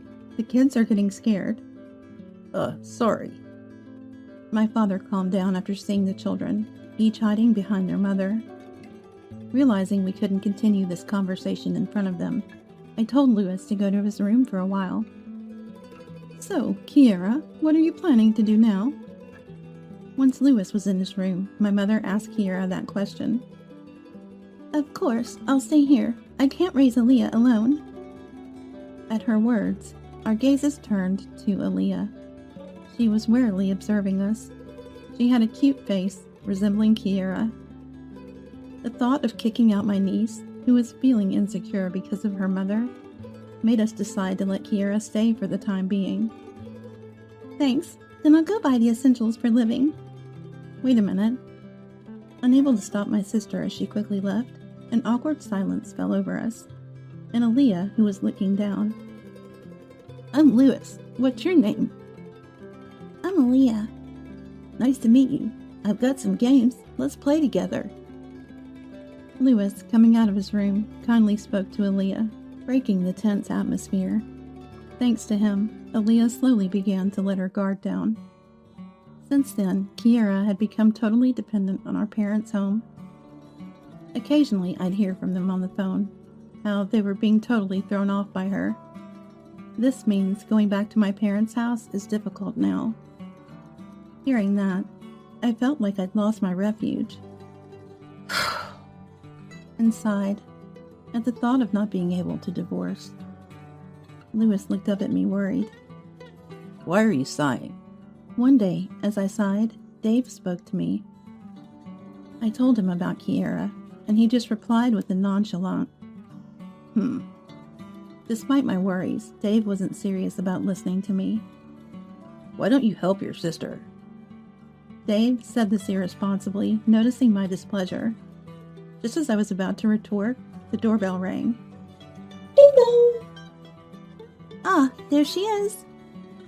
Kiera. Opening the front door, I saw Kiera and Aaliyah standing there. Apparently, they had gotten our address from my parents. I've got something urgent to take care of. Take care of Aaliyah for me, will you? With that, Kiera left Aaliyah with us and left before I could stop her. Wait! Is that the sister you mentioned? I called out to Kiera, who quickly disappeared, and Dave came over. Dave appeared, having been apparently watching us. Yes, that's her. I'll scold her when she comes back to pick up Aaliyah. Surprised by his words, I looked at Dave. It was rare for him to take charge like this, but I decided to leave it in his hands. Having Aaliyah thrust upon us was troubling, but it meant we could avoid the planned visit to my in-laws. Seeing Louis taking the initiative to talk to Aaliyah, they started playing together. I watched them, smiling, and observed Dave, who was unusually cheerful. Erica, I've come to pick up Aaliyah. I'll handle it. You stay with Louis. Kiera returned when it was dark outside. Dave took Aaliyah to meet her, and he came back even more cheerful. The kid understood well. Said it was an emergency this time, and will be more careful in the future. Really? I was a bit suspicious. But after that day, Kiera stopped coming to our house. She had apparently calmed down at my parents' house too. Meanwhile, Dave started saying he was busy, going on late-night work, and sudden business trips. He explained to his parents that his work was keeping him from visiting them. So we no longer had to go to the in-laws as often. Still, it seemed suspicious. That's what I thought. Then it happened. Next weekend, I have to go on a business trip. It'll be a bit long. Oh, really? Take care. Dave was going on a week-long business trip. I was suspicious, but decided to see him off with a smile. Hey, can I come over now? I called my parents and found out Kiera was not home, so I decided to take Louis back to my parents' house. Louis noticed Aaliyah and immediately invited her to play. Aaliyah, who seemed to have opened up to Louis, happily accepted. Welcome back. I said we'd be here for you, but I'm sorry we couldn't do more. It's alright. I never thought Kiera would come back. Hey, you too. Look at the TV. While chatting with my mother, my father called us to check the TV. There was news of a plane crash. Wow, that's terrible. Lots of people are seriously injured. Most of the victims had been rescued, but many were seriously injured. Then my phone rang with an unknown number. Hello? Yes, Dave is my husband, but... What? What happened? Dave was on that plane. He's been rescued but taken to the hospital urgently. The call was from the hospital. I left Lewis with my parents and headed straight to the hospital. In the crash, Dave was saved, but had sustained serious injuries. I'm Dave's wife. Right this way. A nurse led me to Dave's room. There he was, lying in the hospital bed. Dave? Hey there, Erica. Surprisingly, Dave seemed quite energetic, so I asked for details. Apparently, he had become paraplegic due to the accident. Really, it's the worst. It was supposed to be a trip with my mistress. What? Mistress? I thought you hadn't realized. This business trip was a lie. I was stunned by his words, spoken without any remorse. Dave continued, unashamed. Both she and I are now paraplegic because of this. You're the only one who can take care of us. What are you saying? My concern for him vanished, along with my love for Dave. Please take care of us both. Dave pleaded, but I was utterly dismayed by his request. He expected me to take care of his mistress too? I couldn't believe it. What? Why don't you ask your parents? What are you talking about? Asking elderly parents to take care of someone? You're a devil. Well, I'm sure Callista would be happy to do it, wouldn't she? And in what position are you to say such a thing? Despite being in a position to ask for help, Dave maintained his arrogant attitude. Seeing this, I couldn't help but wonder, what did I ever see in him? Excuse me, coming through. At that moment, a new bed was brought into the room next to us. I glanced over, and realizing who it was, I involuntarily screamed. Kira? The woman there was someone I knew very well. Apparently, because they were together, they were brought to the same hospital room. The mistress brought next to Dave was none other than my sister Kiera. I can't believe you were Dave's mistress. As I glared at her, Kiera looked away. Dave, taking over for Kiera, began to explain. Apparently, they had exchanged contact information on the day Kiera left Leah with us. On the days Dave claimed to be working late or on business trips, the two of them were meeting and nurturing their love. Hearing this, my anger reached its peak. So you both betrayed us and got into a crash, and now you want me to take care of you? That's audacious. What should I do now? As I was thinking, Dave said something quite annoying. Come on, we're family. Help us out, will you? Please, Erica. Watching the two of them cling to me, I started to think, now's my chance to say what I want. For you two, family seems to be a very convenient concept. That's not what we meant. Then what does family mean to you? A father who doesn't participate in parenting? Who forces his son to go places he doesn't want to? Dave finally fell silent, realizing my anger. My gaze then turned to Kiera. You've always wanted what others have, to the point of stealing boyfriends, making everyone dislike you? The aftermath always fell on me and our parents. Is that what family means to you? Just causing trouble? But... Well, now neither of you can cheat again, right? Why don't you two just marry each other? Dave and Kiera, seemingly not expecting me to be this angry, were stunned. The nurses who had been observing us were quietly talking amongst themselves. For now, I'll explain things to both families. As for the future, you two figure it out. With that, I left the room. I then explained the situation to both families. My parents said, They got what they deserved. It's divine retribution. We're appalled. We can't take care of them anymore. They refused to take Kiara back. Dave's parents, on the other hand, were persuaded by Callista and Walton to take them in. Oh, and I'm getting a divorce, so don't rely on me. To that, Callista said, I wish you'd reconsider. But it wasn't me who responded. It was Lewis. You guys are the worst. You don't care about Mom, who was betrayed. Callista turned pale at his words. She tried to make excuses, but neither I nor Lewis wanted to hear anymore. Further investigation revealed that Dave had been cheating for a long time. It started around the time I resigned. He suggested going back to my parents for childbirth because it made it easier for him to cheat. He had me quit my job because his mistress at the time was from the same company to avoid getting caught. I was really made a fool of. I went to the hospital room with the investigation results and divorce papers.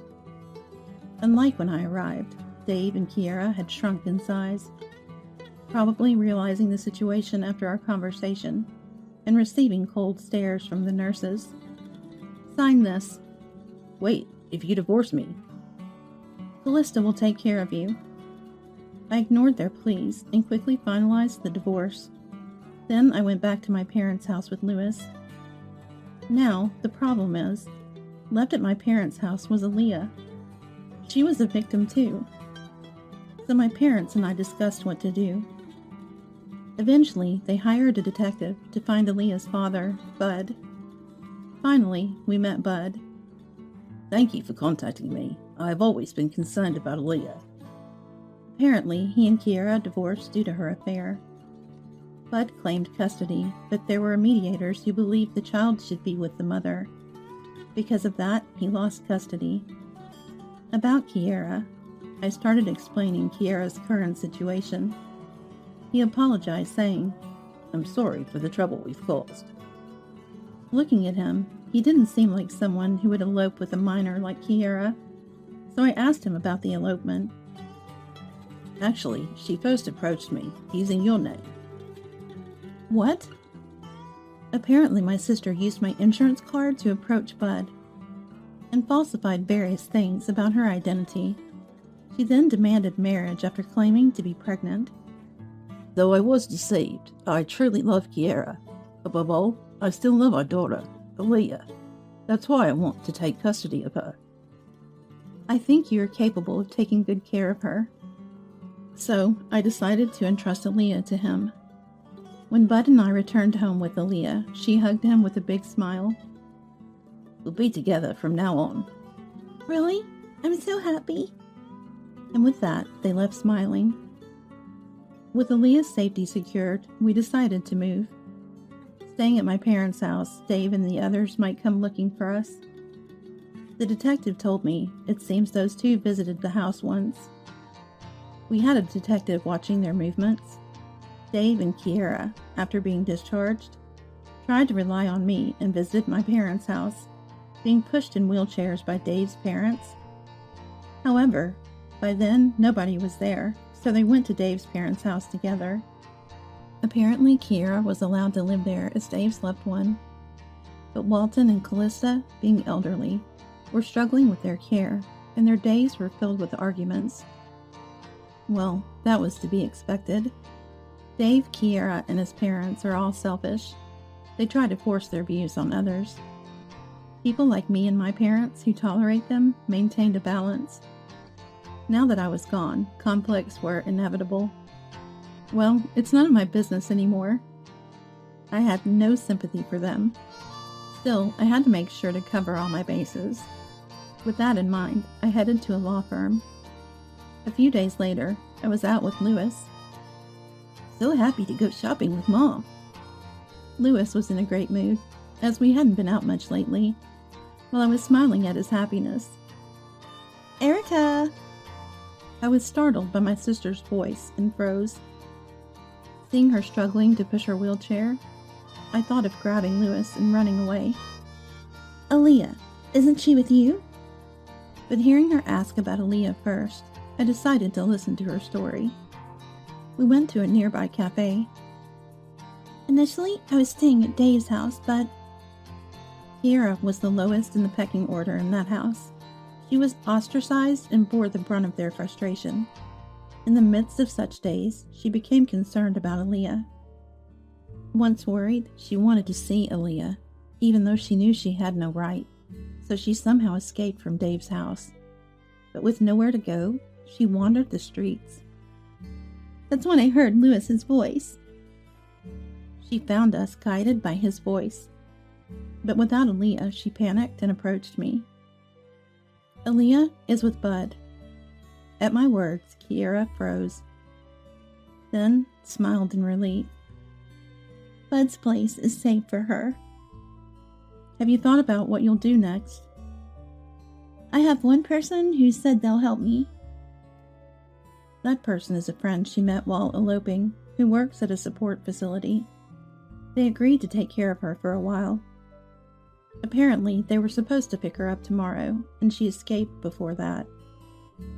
She scolded me for acting impulsively, but she's coming to pick me up. To Kiera, who said this, I handed her a document. It was a list of jobs that could be done even by someone in a wheelchair. What's this? It's because I'm going to claim alimony from you. You seem remorseful, so I'll allow installments. Find a job. Okay, I'm sorry. After that, Kiera left with a friend who came to pick her up. Maybe she can still turn her life around. Sorry for taking up your time. Shall we go shopping? Then Lewis and I left the cafe. But then... Erica? We ran into Dave. His parents were nearby, looking around, probably in search of Kiera. Do you need something? Hey, can't we start over? It's better to be together as a family, right? Stop joking. I have no intention of going back to you. Dave approached me out of self-preservation, unlike Kiera. Disappointed by his attitude, I gave him a cold look. I want the compensation from the divorce and child support in a lump sum. I'm ashamed that Dad is my father. Dave stopped in his tracks at our cold response. We turned our backs on him and walked away. Kiera was better than him, in a way. Focusing on shopping with Lewis, I put these thoughts aside. Erica! Lewis! His voice no longer reached me. Later, with the help of a lawyer, I claimed alimony from both of them. Kiera started to pay the alimony. Apparently, she's struggling with her new life and job. Her friend only offers minimal help. Kiera was so obedient and cute when she was little. Perhaps the hardships have brought back some of her old self. As for Dave, he had a hard time too. He ended up selling his parents' house and using all their retirement funds to pay the lump sum. Am I being too harsh? Even though they were at fault, it might be too much to demand from someone paraplegic. It's nothing for you to worry about. That's right. You're just asserting your rightful claim. My parents reassured me when I felt a bit guilty. As for Aaliyah, she seems happy with Bud.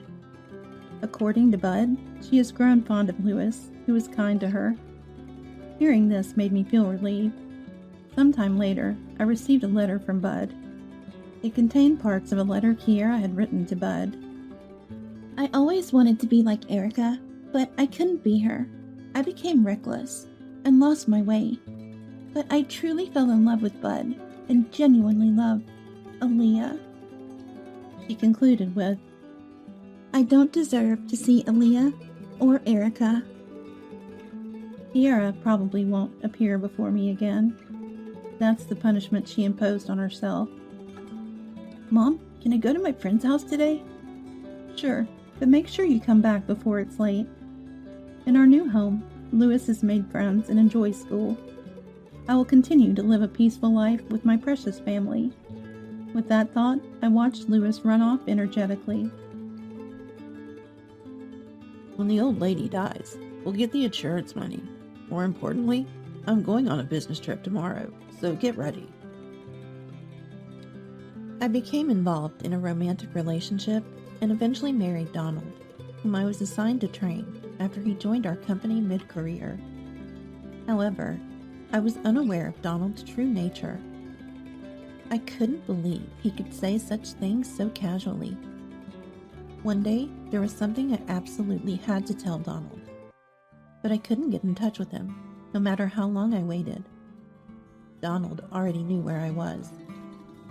It seemed like he was enjoying his business trip, but I wanted him to be prepared for what awaited him when he returned. 2 weeks later, I had to comfort a cheerful Donald with the truth when he returned home. "Your mother's funeral. It's over." What? He seemed unable to grasp the reality, but I wondered what his expression would be once he did. By then, it would be too late.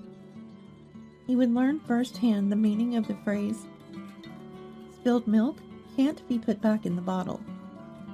My name is Karen. I'm turning 40 this year. I work at a jam company located in a rural area. After graduating from college, I found myself working at a company I joined on a whim. However, I soon realized that this wasn't what I truly wanted to do. So at the age of 25, I made a bold decision to change careers. Since switching to this jam company 15 years ago, I've experienced quite a lot. Looking back, I'm satisfied with the way I work. Seeing my ideas and envisioned jams take shape and reach our many fans is when I feel most fulfilled. The moments when people enjoy our jam and tell me how delicious it is are what make me happy. You're still working hard, I see. Mrs. President, I've just heard that the packaging for our new flavor is almost ready, and I can't wait to see the finished product. That's great, but don't overdo it, Karen. This company would be in trouble without you. Thank you for your kind words. Lisa, our president, took over the jam company started by her husband and has been working hard as a second-generation president. After her husband passed away, she vowed not to let the company he left behind fail and has single-handedly built it up to where it is today. I've always admired her and wanted to be like her. In a way, she's my role model. Lisa appreciates my work, so all I can do is work hard to live up to that. Then one day, during a busy workday, Lisa called me into a separate room. "Did you need me?" Sorry to bother you during your busy work, but I have a favor to ask. I need someone to train our new employee. I was surprised when I saw the person Lisa introduced. Wait, this person is... Did you recognize him, Karen? There's no point in hiding it, so I'll just say it. He's my son. I want him to eventually be able to handle sales and administrative tasks, so I thought I'd ask you. I was surprised to be entrusted with such an important task. Are you sure I'm the right person for this? Please don't say someone like me, Karen. You've always worked hard since you joined the company. I've seen it, so I'm sure. What should I call you then? At that moment, he stepped forward and introduced himself. I'm Donald. I used to work in sales at a manufacturer, but I decided to switch jobs because I wanted to protect this company. I look forward to your guidance. He was refreshingly forthright, and his clear way of speaking left a good impression. He seemed to catch on quickly at work and had the ability to think and act independently. His experience in sales at his previous job was reassuring. I felt comfortable in trusting him with work. Karen. The normally articulate Donald was uncharacteristically hesitant. I felt a sense of unease at this change in his behavior. What's wrong? Is there a problem? No, it's not that. Do you like movies? Movies? Yes, I like them. I haven't had time to go see any recently, though. How about we go to a movie sometime? There's one I've been wanting to see, but I find it hard to go alone. His face turned red as he asked me out to a movie. Oh, I've been wanting to see that movie too. Shall we go together? How about on our next day off? Great, thank you. Let's plan for this Sunday then. Don't mention it. It's not work after all. I'm looking forward to it. I had never been in a relationship with a man before.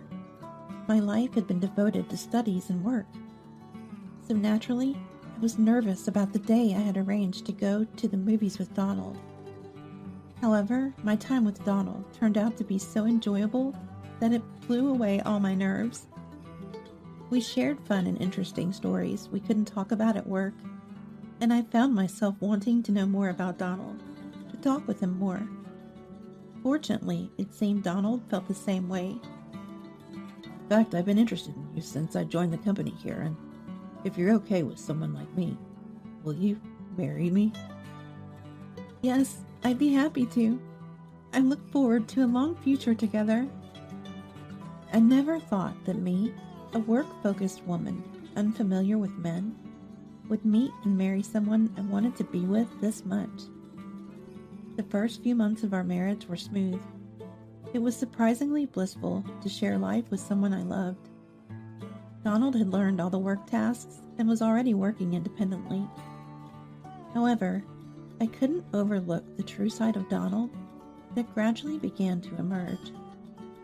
He did nothing around the house. Or rather, he couldn't. Having lived alone for a long time, he had his own rules and never found it necessary to do household chores. Donald's surroundings were always a mess.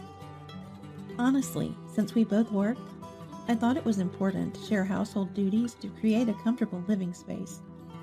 But Donald didn't seem to mind how messy the room was. Before we got married, he said something about doing chores when no one noticed them, but it ended up being me who had to do everything. I told you to put your laundry in the basket, didn't I? Don't just throw your socks in the hallway. Why should I be ordered around in my own home? Do you want me to not even take off my socks when I come home? No one's saying that. I'm just asking you to put your socks in the laundry basket. Why does it have to turn to this? Huh. You're really annoying. It's my own home, and I can't relax. Being with you feels like I'm always at work. Like I have to be on edge all the time. He would always deflect the argument and become infuriated. Then he would storm out of the house. Once he left, it was typical for him not to contact me for days. Departmental transfer after our marriage meant Donald was working in a different department, so I didn't have to endure awkward moments at work. He seemed to be coming to work all right, but I wish he would stop clicking his tongue every time we passed in the hallway. It was irritating to hear that sound every time we passed each other. It was like dealing with a small child.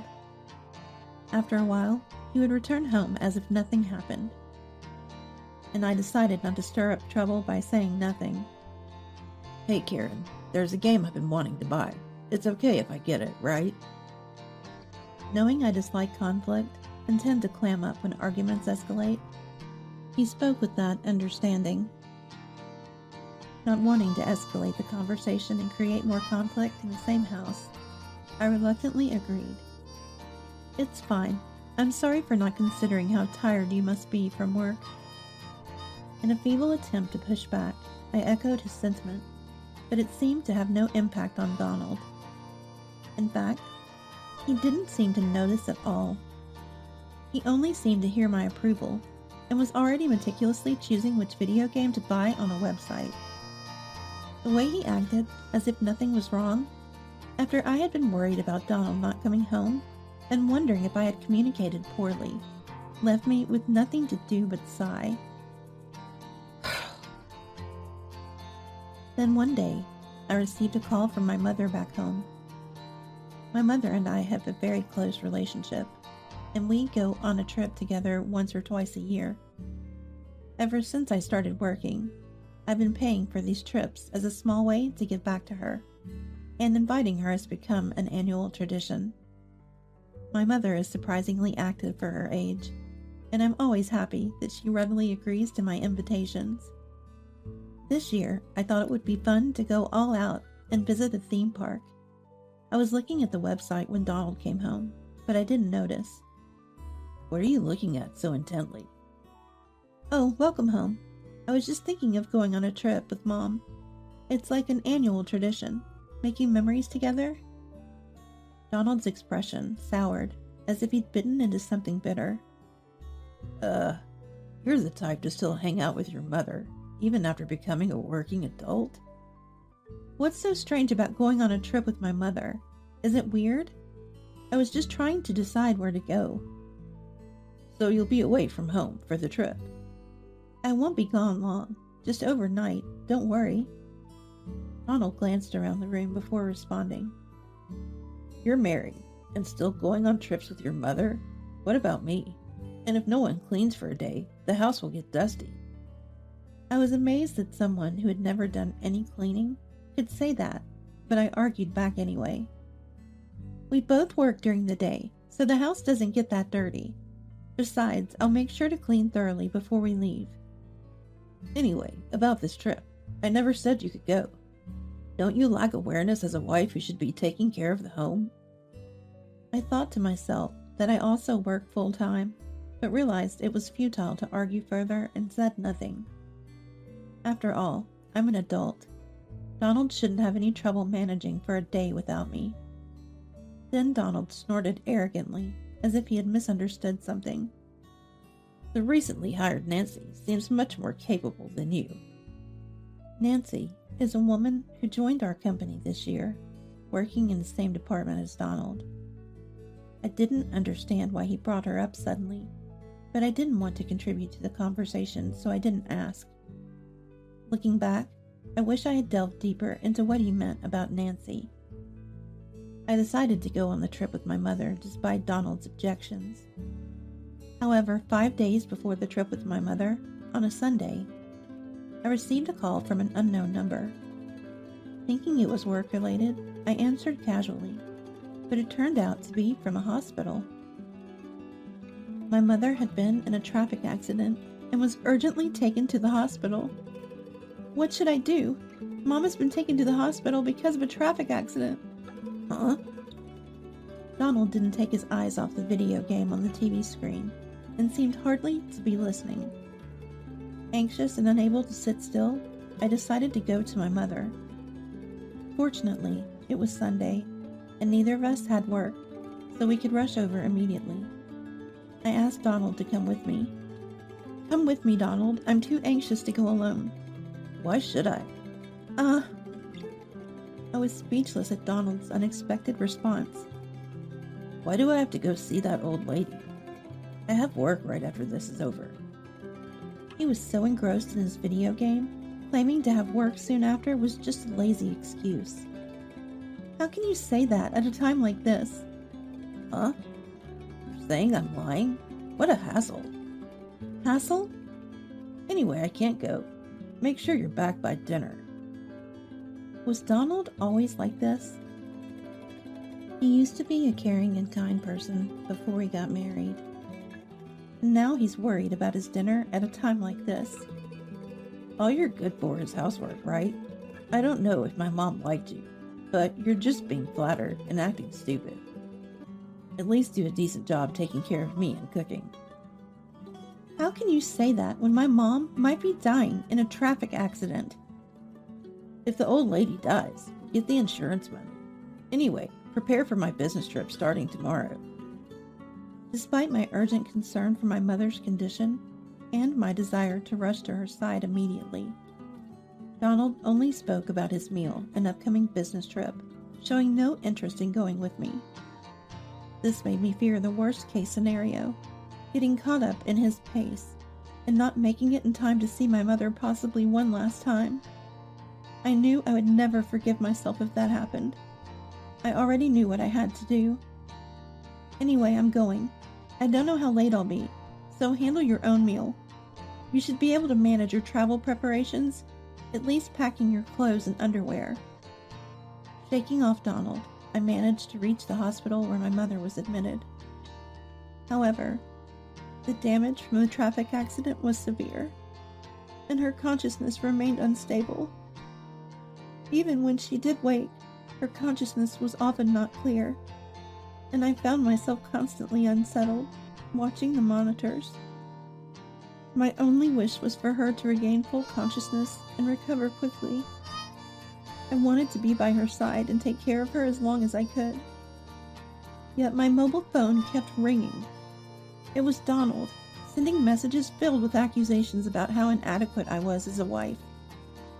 The messages ranged from wife disqualification to you lacked the resolve to be a future president's wife. Everything he could think of to blame me. Clearly, he was upset that I'd rushed to the hospital without paying heed to his complaints. The messages became increasingly lengthy, becoming so painful to read that they were sent one after another. Caring for my mother, life with Donald, work. I knew I shouldn't weigh these against each other, yet my emotions continued to sway. It was impossible to stay calm in such a situation. Noticing my hectic state, going back and forth between work and the hospital, the president summoned me to her office. I heard from other employees. It must be hard. Don't worry about work. Just stay by your mother's side. Thank you. I haven't had a chance to inform our clients because it was so sudden. I might need to come to the office depending on the timing, but I don't know when I can fully return to work. Don't worry about that. Just let me know when you have a timetable for returning. I'm waiting for your mother to get better and for you to come back. Thank you. Filled with a sense of guilt and gratitude.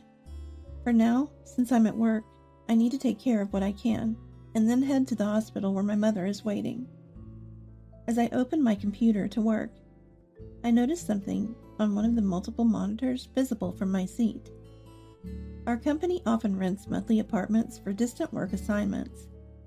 Security is top-notch, linked with a security company.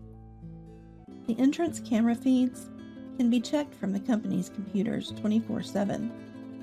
Two figures appeared on the entrance camera. Donald? This monthly rental apartment is reserved for female employees. Although Donald said he was on a business trip, he wasn't supposed to use this apartment. Why was Donald there? At an apartment that should be used by another female employee at this time? Then, I saw him leaving the entrance hand in hand with a female employee, looking into each other's eyes. Why would Donald do this? My mind was filled with these thoughts. At a time when my mother was seriously injured in a traffic accident, Donald was on a date with another woman, instead of visiting or accompanying me at the hospital. I decided to use the footage from the monitor as evidence, recording it on my mobile phone. This recorded footage might serve as evidence if something were to happen. I couldn't believe that my husband was cheating, and I was uncertain about how to report this to my mother-in-law. To me, he is my husband. To her, he is her son. Miscommunicating could cause a rift in our relationship moving forward. As I was contemplating this, the phone rang. The caller ID showed the familiar number of the hospital. I had seen this number so often that I memorized it. During work, in the middle of the night, the phone would ring multiple times, each call making my body tense up. I couldn't help but fear the worst-case scenario. It was a number that overflowed with unwelcome emotions and thoughts. I became frightened that something might have happened while I was away from the hospital, checking on my mother's condition. Hesitantly, I answered the phone and was informed of an unbelievable fact. I rushed to the hospital, unable to accept what was happening. I needed to inform Donald about the situation, but I couldn't get through to him. Please, answer the phone. I continued to call Donald, almost like praying, but it kept going to voicemail, and there was no sign of him answering. Eventually, even the voicemail stopped activating, and the call would just disconnect. Probably he got annoyed with my repeated calls and decided to block my number. Despite being troubled by the lack of connection, I knew I had to do what was necessary. All I could do was take care of what needed to be done. I decided to return home and prepare what was needed. With a multitude of thoughts about what to do next, my mind was in turmoil when Donald returned. I'm back. I brought some tasty meat as a souvenir from my trip, so cook it for me. Hearing his carefree voice, I realized Donald had returned. Donald, you're back. You're late. Yeah, I got held up with some work. It took longer to return than I expected. Donald, I sent you messages. As I was choosing my words, Donald suddenly started to rejoice.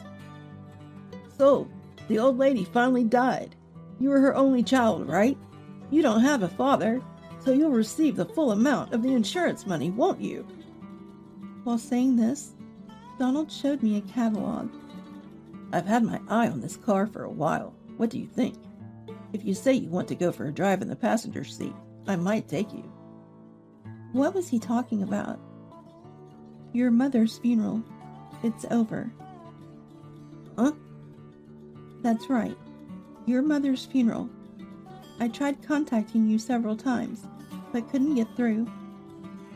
Donald seemed unable to comprehend the situation. Huh? I didn't hear about it. It's your mother's, right?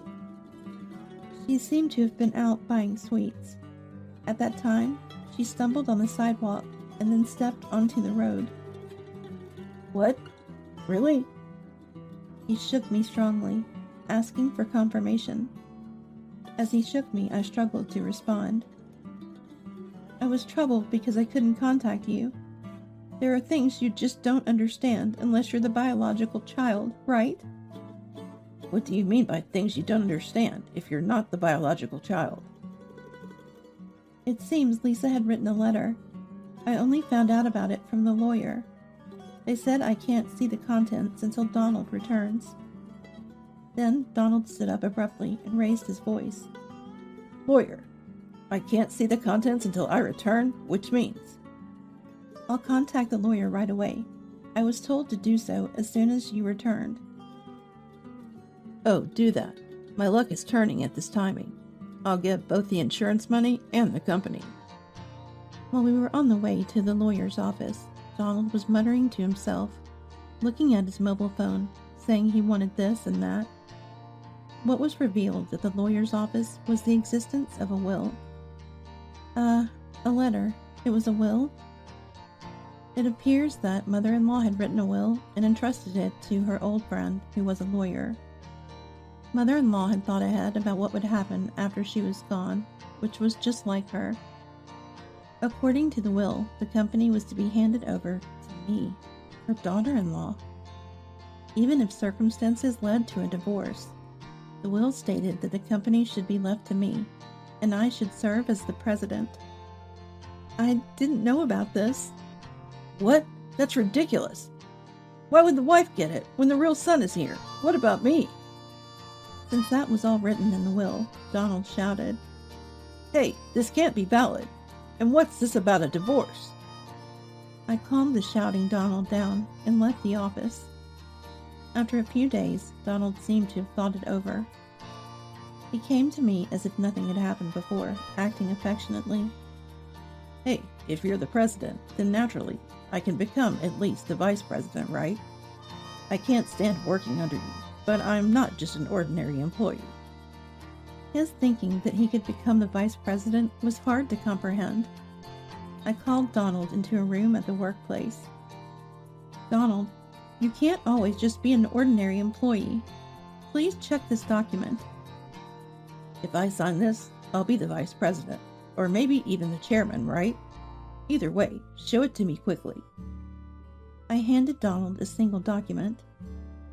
A termination notice? What's this? As you can see, I intend to fire you. What? That's ridiculous. So this is revenge for my attitude, huh? This is a summary of the reasons. I showed him a document outlining his numerous problematic behaviors, misusing company funds, repeatedly engaging in unnecessary entertainment, causing discomfort to clients, and the unauthorized use of the company's monthly rental apartment. I had heard from Lisa and did some digging. The more I looked, the more came out. I know about you entering the monthly rental apartment that was rented for a female employee. Then it's termination? If that's the case, then fine. You can work hard and support me. This is not about the home. We're talking about work right now. Ah, yes. Finally, I'll have a life being supported. Well, it's easier that way. Donald signed the document without properly checking it. I confirmed the signature and took out another document. A divorce application? What does this mean? It's a divorce. This is not as a president, but as your wife's final request. What do you mean, divorce? I was planning to live off your earnings from now on. He looked at me with pleading eyes, as if clinging on. Using the company's money to cheat on me so nonchalantly? No, I was out of my mind at that time, Karen. You're my only real love. There's no such thing as a main love in marriage. You cheated and took that attitude because you were prepared for the consequences, right? As I stated this calmly, Donald began to panic. Don't abandon me like this. If I'm fired from the company and divorced from you, how am I supposed to live? You're an adult. You can earn your living, can't you? And you think we can go back to normal even after you've cheated? Then, Donald looked at me with teary eyes. Hey, do I really have to sign this? I think we can still make it work. I have no intention of making it work. If you don't want to sign, I will proceed with the lawyer as it is. Then Donald, as if resigned, signed the divorce papers. I took the signed divorce papers from Donald and faced him. I'll tell you one last thing. That woman you cheated on me with while claiming to be on a business trip, she's something else. What do you mean, something else? Don't speak ill of her. Donald shouted back at me, his hair disheveled. Don't shout. It seems she wasn't only seeing you. Based on the surveillance camera footage, she appears with 2 or 3 different men. You're just one of her many flings. That's impossible. She wouldn't do that. Believe it or not, that's up to you, but I think it's scary not to see reality. I had nothing more to tell Donald. I went to submit the signed divorce papers. I could hear Donald shouting something in the background, but I didn't stop. Ultimately, I divorced Donald. The lawyer mother-in-law had hired helped me with the divorce and compensation claim without any problems. Donald kept complaining until the very end that living with someone who changes after marriage and only thinks about themselves was more painful. How could he think we could still make it work, even after cheating on me? I was curious and asked Donald about it once. Then he gave me an unexpected answer. No, I thought we were connected at the soul. That no matter what happens, we wouldn't separate. You understand, right? This feeling? What are you saying all of a sudden? Connected at the soul? I can't understand your thinking. Well, someone as harmonious with nature as me can understand the voice of the soul. I wasn't asking about that. If you can betray someone you're supposedly connected with so easily, I can't deal with that. In the end, Donald was the most important person to himself. He was a selfish man who only cared about himself, and realizing that was perhaps the only good thing. All I was left with was the company mother-in-law had entrusted to me. I decided to protect and grow the company as a way to repay her kindness. Now I'm just focusing on work. Our new products are a big hit, and the company is getting more media attention, increasing our sales. I'm happy to have come this far with the support of many fans, but the pressure is stronger than the happiness. I always feel like I need to work harder. As president, I'm managing to keep the company going. The divorce was bitter, but I'll take it as a lesson in life. Donald was fired for his misconduct and causing harm to the company, so he's no longer relevant to me. However, unexpectedly, he appeared before me again. It happened when I visited a grocery store to discuss our new product. While talking with an employee, I heard a familiar voice. There was Donald, looking unchanged from before, being scolded by a younger employee while stocking shelves. When he noticed me, he looked at me as if he had seen a savior and came over. I knew I would see you again. What's this all of a sudden? Shouldn't you get back to work? Don't they need me for the work to get done? If you say you want me back, I'll come back. They need you for the work to get done? Could he really believe such a thing? How highly does he think of his own work capabilities? I almost couldn't stop myself from laughing at the thought, but I knew I couldn't laugh in this situation. It's somewhat impressive that you still believe you can return to the company without any doubt, I replied with a smile. Who would think of calling back someone who betrayed their spouse, cheated, and couldn't even follow the company's rules?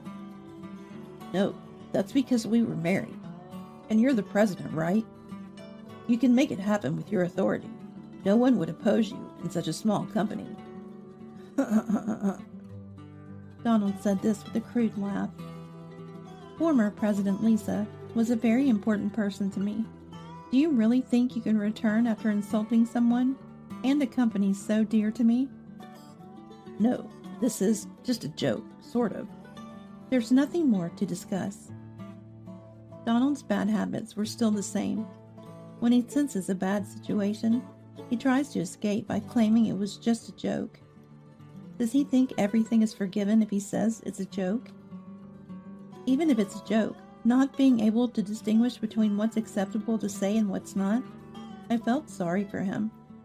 Still like that as an adult. Or perhaps there's something about him that makes people feel that way. I quickly finished my work and went home. By the way, the female employee Donald cheated with got involved with another married man and ended up in legal trouble. I couldn't see through her, but in the end, it seems like I was just swayed by her games. I thought that the nature of envying others' possessions never changes, and before I knew it, she had resigned. When I received her resignation notice, I wasn't surprised at all and didn't feel anything. Now she's struggling in her daily life, being sued for compensation by the married man's spouse. Honestly, I learned for the first time that people who stray away from the right path will fail without anyone having to intervene.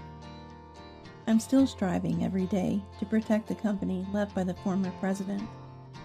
There are times when work doesn't go as planned, or the reputation doesn't improve as hoped, but I believe I'm managing somehow. My mother, who had been hospitalized for a long time, is finally about to be discharged, and I'm looking forward to that day. The trip I couldn't take with my mother that day. Once she's discharged and her condition stabilizes, I plan to enjoy a leisurely trip, just mother and daughter.